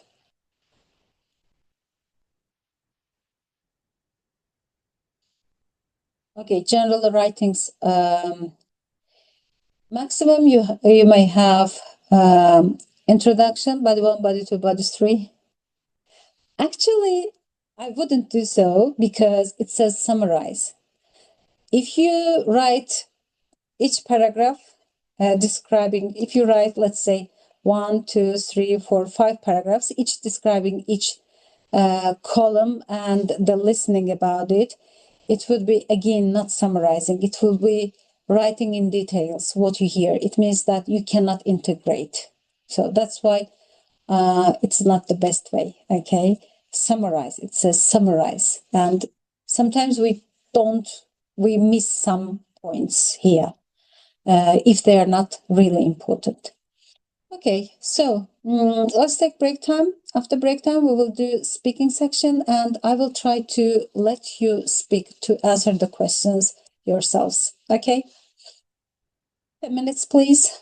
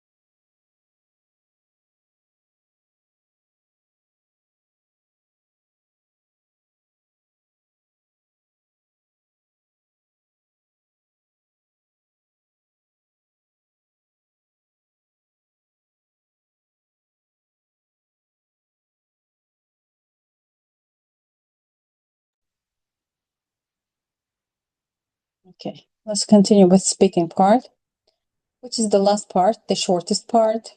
It takes only like 14 minutes, 14, 50 minutes.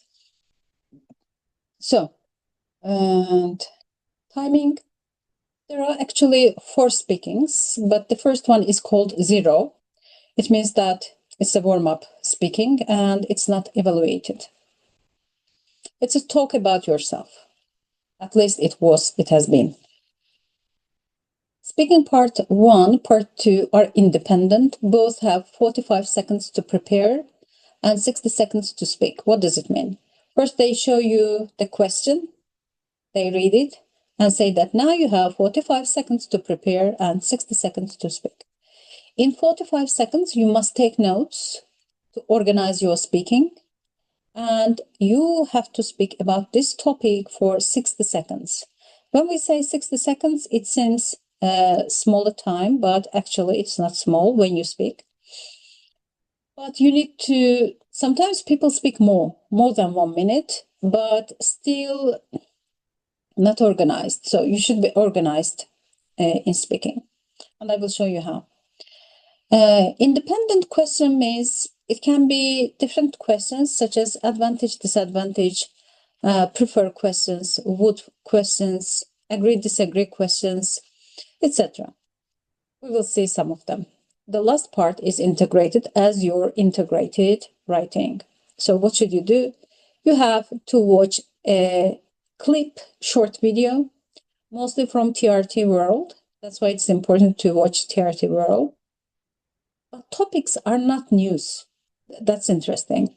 Topics are social topics, such as working hours in South Korea, which is too long. So the video was about it. Or the other topic was about in the financially independent women of Africa. The other one was murals in Mexico, which means wall drawings in Mexico, paintings on the wall. Sometimes it's called vandalism, but in Mexico it is a kind of art, murals.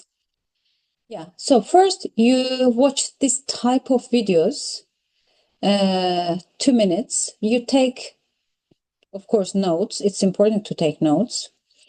And you have 60 seconds to prepare and 2 and 30 minutes to speak, which is really long time. And sometimes, not sometimes, many times they ask, summarize the main points from the listening, from the video, and add your own view. So it means that you will summarize the video, then you will add your opinion, what you think about this problem, this issue. Again, pay attention to the introduction.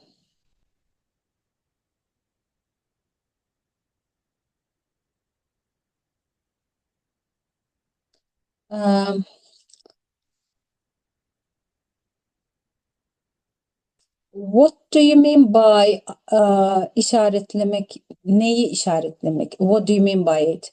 When you listen to the video, are you talking about the speaking or listening you are talking about?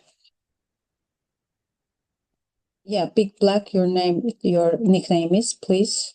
Can you write? Listening.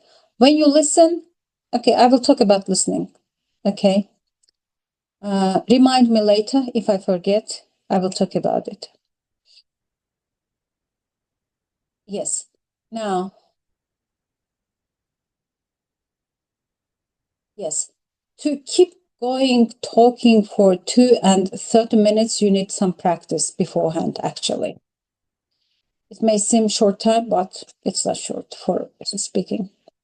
Your answers, how should it be? I said it should be organized. Examiners like well-organized speaking. What does it mean? I will show you. Subject specific, it means that do not use words such as good, bad, thing, stuff, this kind of words are not good. Use specific words. What do you mean by saying good? You can say beneficial. You can say different words which mean good in that situation. And simple, compound, complex sentences for your grammar.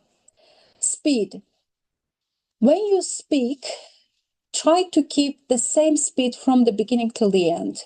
If you start very quick, speaking very quickly, and then you, when it goes, towards the end and you slow down, it means that your speech is not good. So please pay attention to your speed as well. Your speed should be the same. Fast and slow, no, just normal. In 1 minute, actually, you must produce over 100 words, like 120. It is normal speed for English speakers. Under 100, it is slow. Yes, your fluency. Fluency means that do not make, this kind of things do not make. This disrupts your fluency. Fluency means speak without stopping. Speak, of course, in a normal rate, but do not stop, do not pause. Don't give long pauses.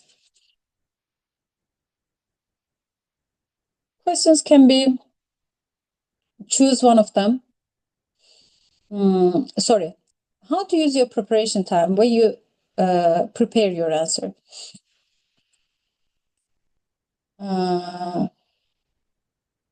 It is about speaking part 2 and 3, independent one, not about video. So they ask you a question, let's say like this, for example. Some people prefer to be spontaneous during their vacation.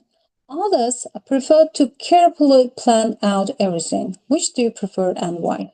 It means that spontaneous means that you can decide instantly. So you don't need a lot of time to decide. And you don't need any plans. But some people need really careful plan. Which one do you choose? Now, you have 45 seconds to decide, to make notes, and to arrange your speech. Some people take longer time to decide which one do I prefer, spontaneous or carefully planned. Nobody cares. Nobody cares about your decision. Just choose one and speak about it. Choose instantly. Do not spend a lot of time. Because if you, sometimes students say, it depends. So don't do it. Choose one and speak about it. Finish. Ideally, you will get 2 main ideas to discuss. Note that you may also complete this task with just 1 main idea. If you have 2 ideas about it, why, for example, spontaneous? If I have 2 ideas, I can speak for 1 minute. If I have 1 idea, it will be difficult to make it until 1 minute. So you say main idea, you support it. Yes. How many sentences will you give as a support to 1 idea? So it's better to use 2 ideas, but there is no score. It doesn't influence your score.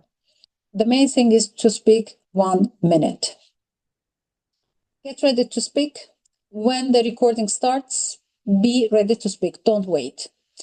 It shows that you are ready. You are a self-confident student. Nobody cares if you are telling the truth. Nobody cares about it. You can lie. It's okay. Make up a story. But support your ideas. So structure, we said that your answer must be structured, and 2 reasons. If you're going to use 2 reasons, your structure should be like this. Topic statement, opinion transition, direct answer to the question with 1 choice. First reason why you choose it, supporting detail 1, explain more, give example. Second reason, again, and transition word, every time transition word. Supporting detail 2, explain your reason in detail, give more examples, give more explanations, and concluding statement. What does it mean? Let me give you one very easy topic. The question is, let's say that, which one do you prefer, electric car or petrol car? I directly will choose electric car. Opinion transition. For me, electric car is the best. My direct answer. So it means that the listener understands that I have chosen electric car. Transition word. As I am going to start my first idea, I need to say, to begin with, first off. So it's my first opinion. Electric cars are environmentally friendly. So first reason. And the listener wants to hear what do I mean by saying environmentally friendly. I'm explaining my ideas. Electric cars do not emit carbon dioxide, which helps the environment to be sustainable, and etc. I explain. Lately, some developed countries have transferred into using electric cars. For example, the most electric car users are European countries, blah, blah. And you can also give example from your country. For example, Turkey has been producing electric cars mostly for importing abroad. Unfortunately, why not using in Turkey? I don't know. Okay, then transition word 2, my second idea. Secondly, it is reasonable. It is reasonable for individuals to use electric cars, as the fuel does not take a lot of money. We just charge it and we can use it for some time. It's my second idea. And so, for the reasons mentioned above, or for the reasons I mentioned above, I would prefer using electric cars. So again, tell your idea, choose one. I chose electric car. And first reason for doing it, explain. Second reason for doing it, explain, and give your conclusion. So for the reasons mentioned above, I choose this one. That is the most simple one.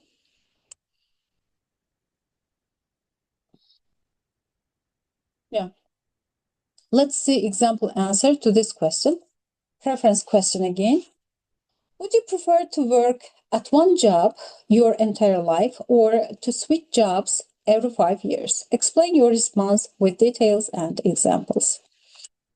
So these are my notes. First, I need to take notes in my preparation time, not to forget my ideas. If I forget, I will,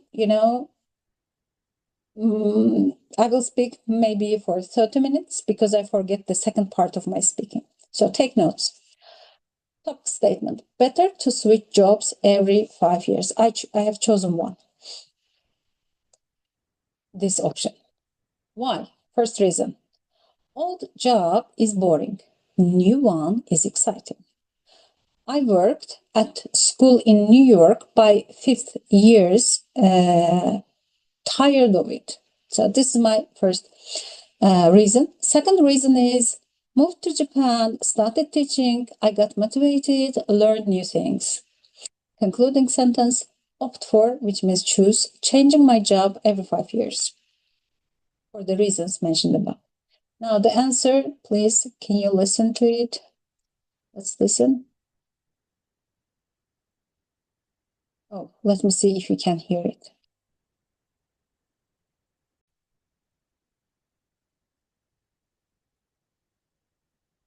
To me, I definitely think that it is better to switch jobs every 5 years because old jobs get boring and new places are exciting.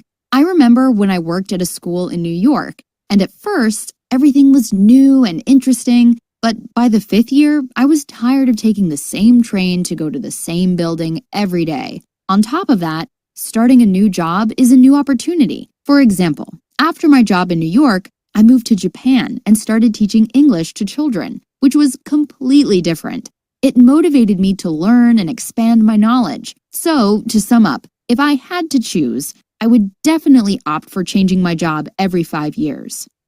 This answer is short, 45 seconds, but try to speak more than 50 seconds.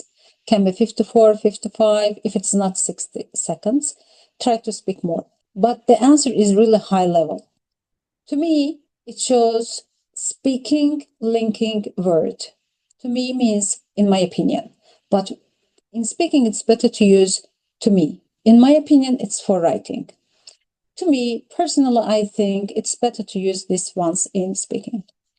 I definitely think that it's better to switch. This is my main idea. I want to talk about these things. On top of that part, this is my second idea, second transition word. This idea is additional to this first one. That's why I used on top of that. Except on top of that, what can I use? Additional and moreover. But additional and moreover, furthermore, these words are good for writing. For speaking, on top of that, what is more? These words are better.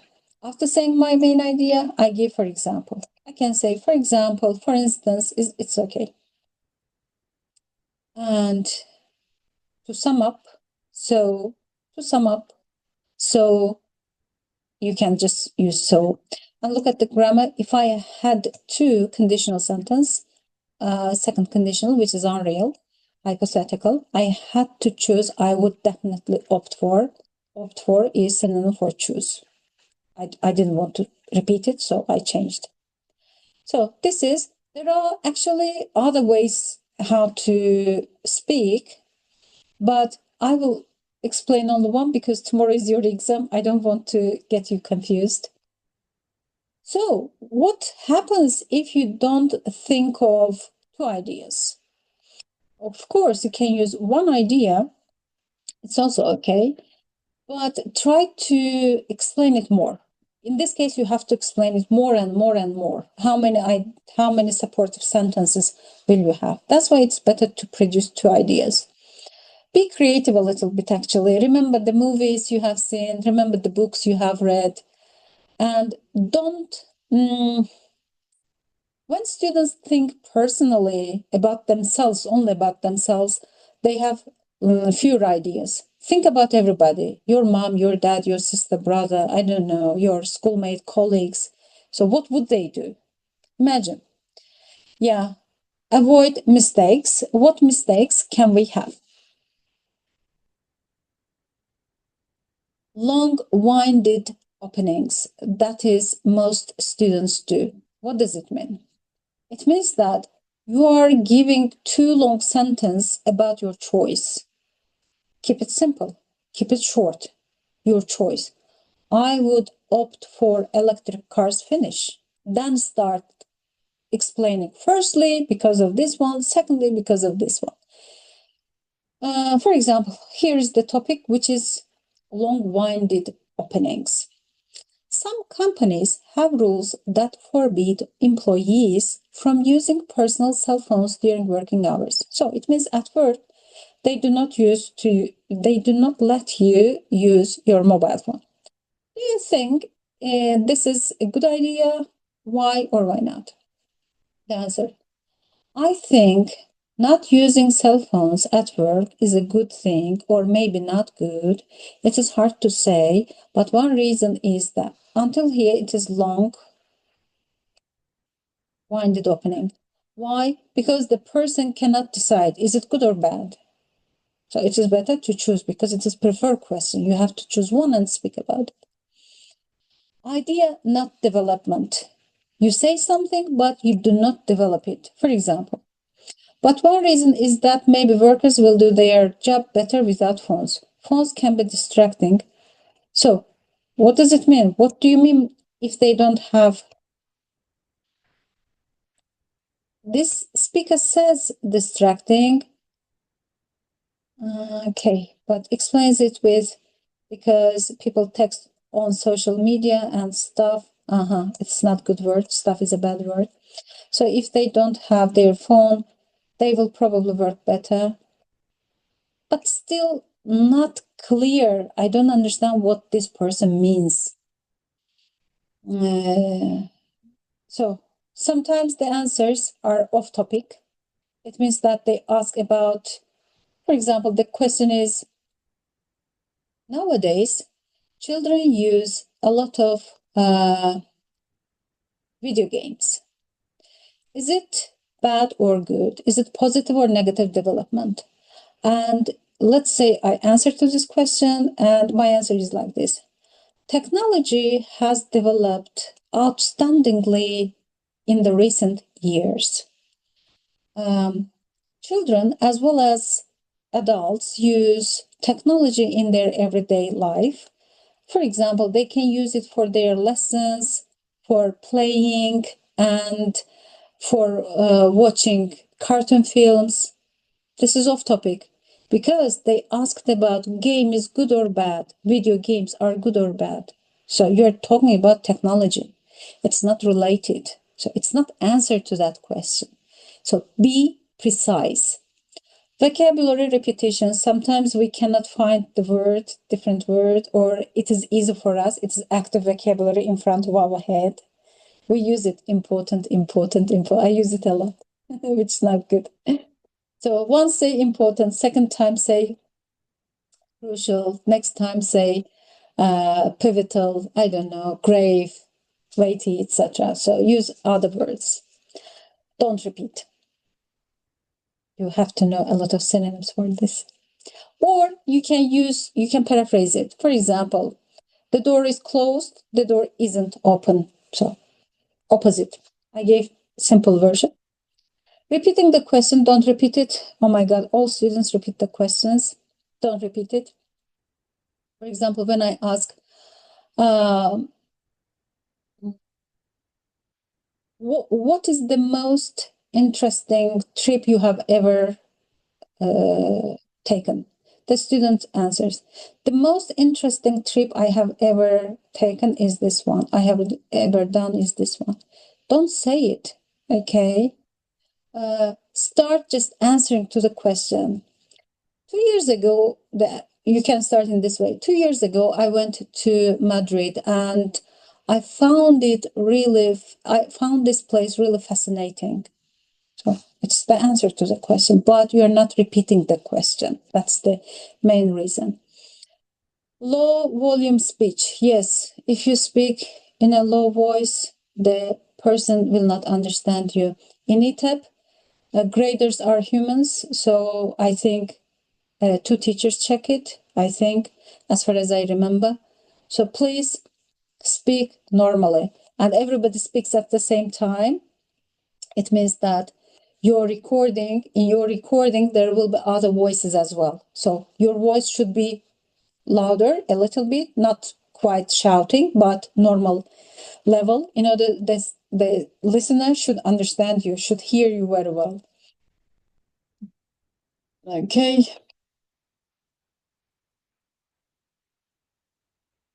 Yeah. Linking words are very important. To show your opinion, you can use I think, I believe, I feel that to begin with. Personally speaking, to be honest, for example, we use actually a lot. So instead of actually, once say actually, second say to be honest. If the question is hard, you don't have any idea to say directly, you can get some time using this kind of sentences. I've never thought about this before, but if you asked me, I would say this one is okay. I have to say that. In my opinion, I do believe that. Do here is not a question, as you know, it makes your belief stronger. I definitely think that if I were asked, I would say that it shows higher grammar. To be honest, again, examples. Take something as an example. It is good to say instead of for example. Take electric cars as an example. They are environmentally friendly. One example of this is, I remember when, I once heard about, I will never forget when. Conclusion phrases. So that's why, as you can see, to make a long story short, is idiomatic language. And in higher levels, like 4 and 5, e-TEP wants idiomatic language. But you should be sure what you're saying. If you don't know exactly what you're saying, which idiomatic language you're using, if you don't know, please don't do it. It will decrease your score instead of increasing.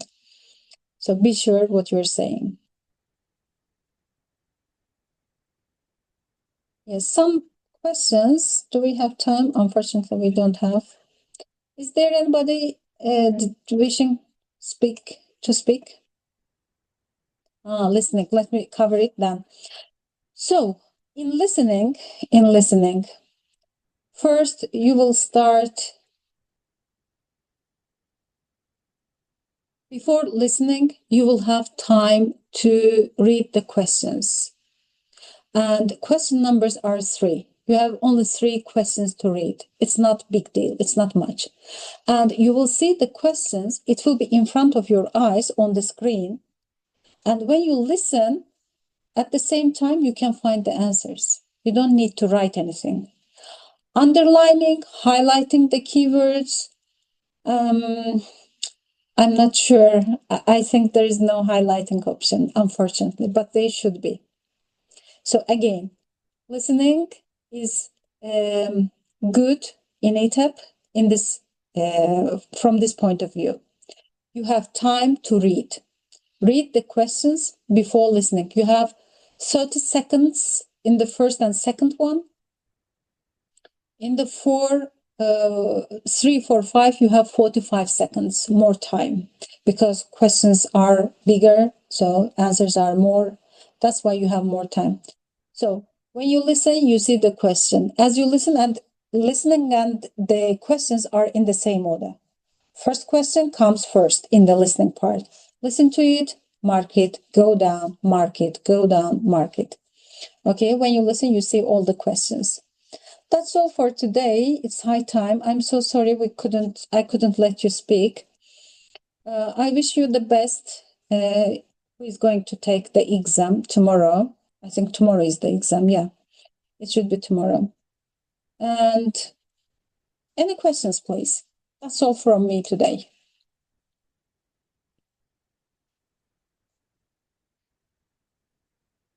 Any questions? Yeah, the answers are released very late. 1 month. You have to wait for 1 month, which is really long time. For example, in IELTS, if you take online, you can get your results in 2 days. If it is paper-based, 13 days. But here, 1 month, it's long.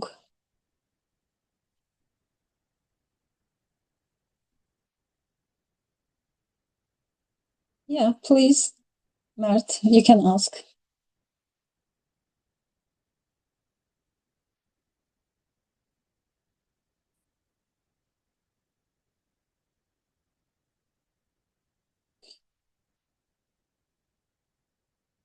So what about score? What score should you get?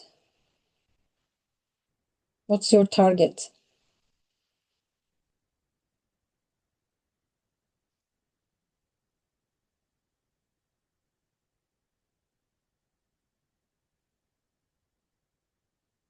Mert, have you taken YDS lessons? If you have taken, try to remember because sentences, because mostly we write these sentences, although sentences. B2 C1, 118.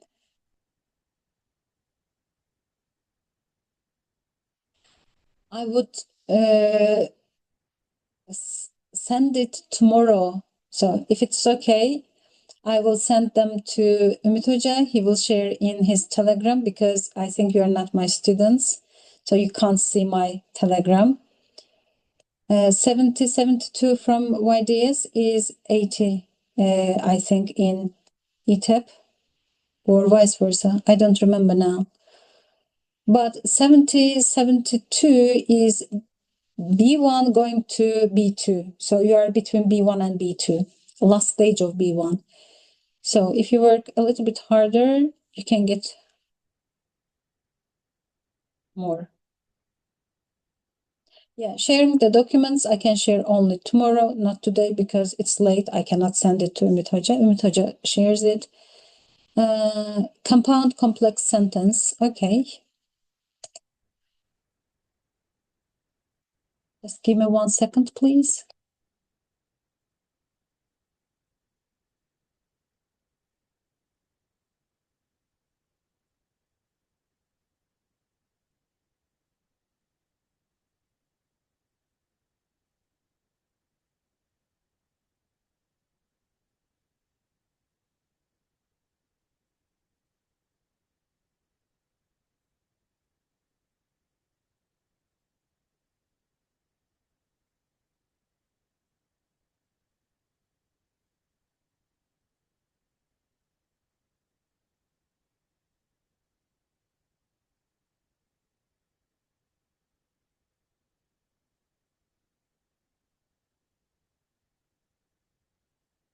I tried to find the paper, but I couldn't. Just a second.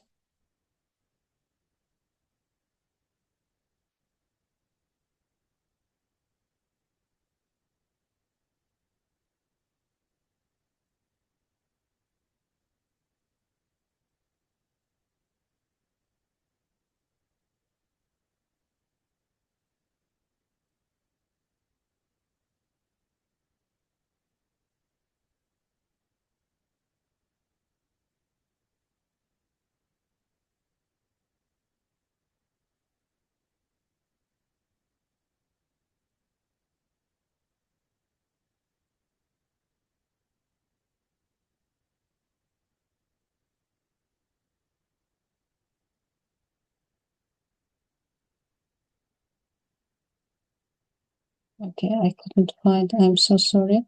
Let's write some.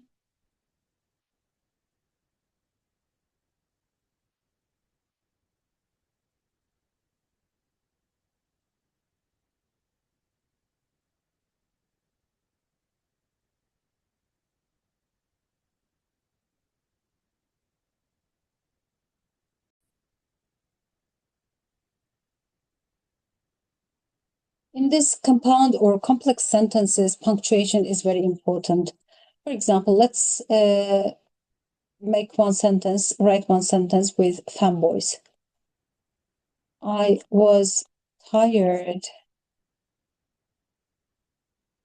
but I couldn't sleep. This is compound sentence, sentence type 1. Yes. Sentence type 2, the same sentence I'm going to use in another way. I was tired. However, I could not sleep. This is also what? This is also compound sentence with transition. But here you must be careful about semicolon and comma. Number 3, I can use these two sentences are compound ones. Okay.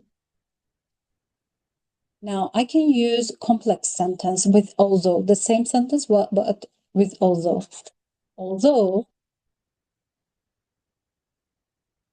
plus subject verb, comma, subject verb is your structure. Although I was tired, I couldn't sleep. So you can use same sentence in different ways. So that means it is paraphrasing. You need to do it a lot. So what else can be? If conditional sentences. If I had or have is present simple, it is real. Had is past simple, it's unreal. If I had the time, I would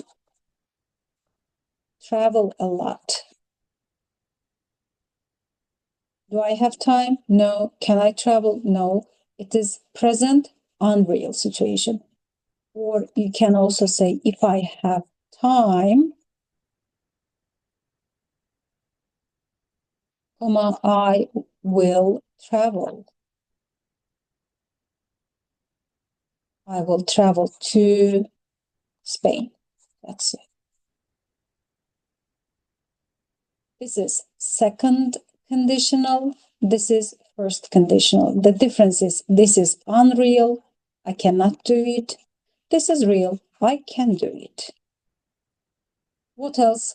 Mostly we use the sentence which includes because. I went to bed early.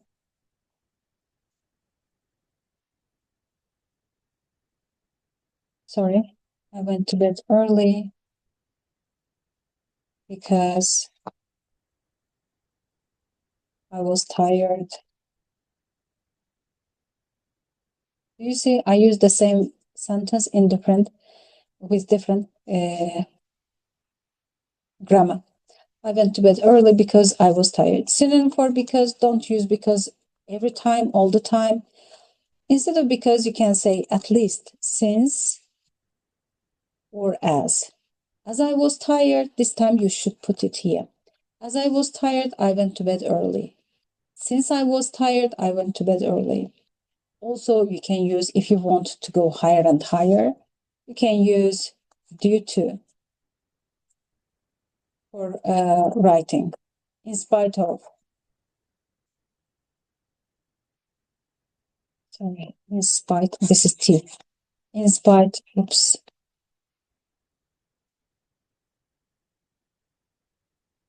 In spite of, despite.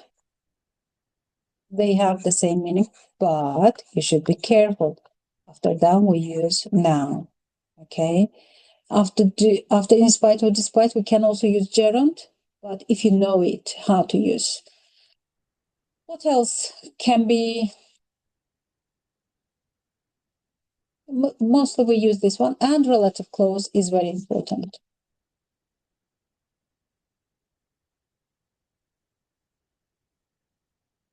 Relative clause, we use who for people. Also, we can use that for people. We use which for things, lifeless things. Also, we can use that for things, but if our sentence is normal relative clause, if it is extra information relative clause, we don't use. For example, you can say that I bought a car.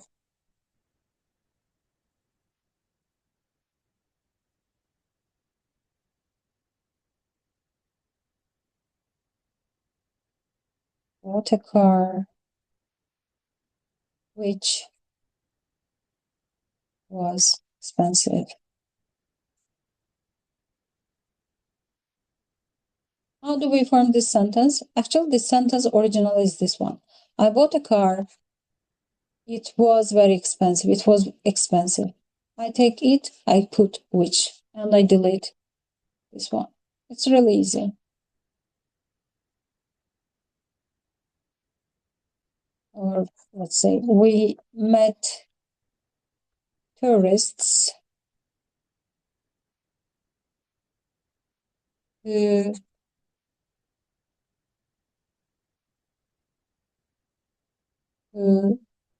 were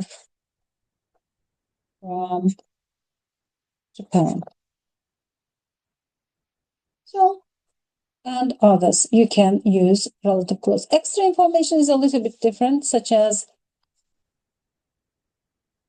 the book which you recommended me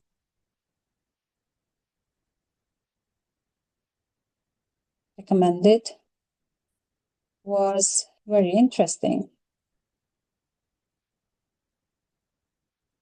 Now, the difference between extra information and normal relative clause is that this information is extra. If I take it out, my sentence will not be, will be normal sentence. The book was very interesting. It's normal sentence, simple sentence.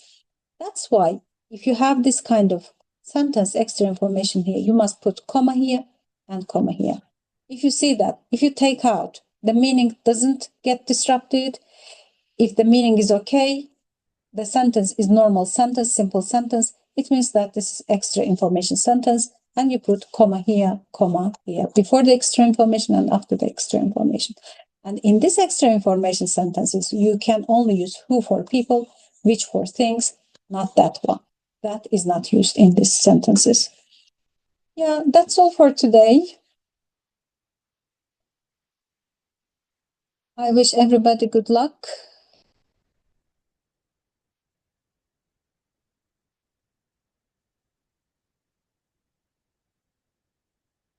Yeah, very welcome. I hope you will get higher score, and if you get higher score, please share with us.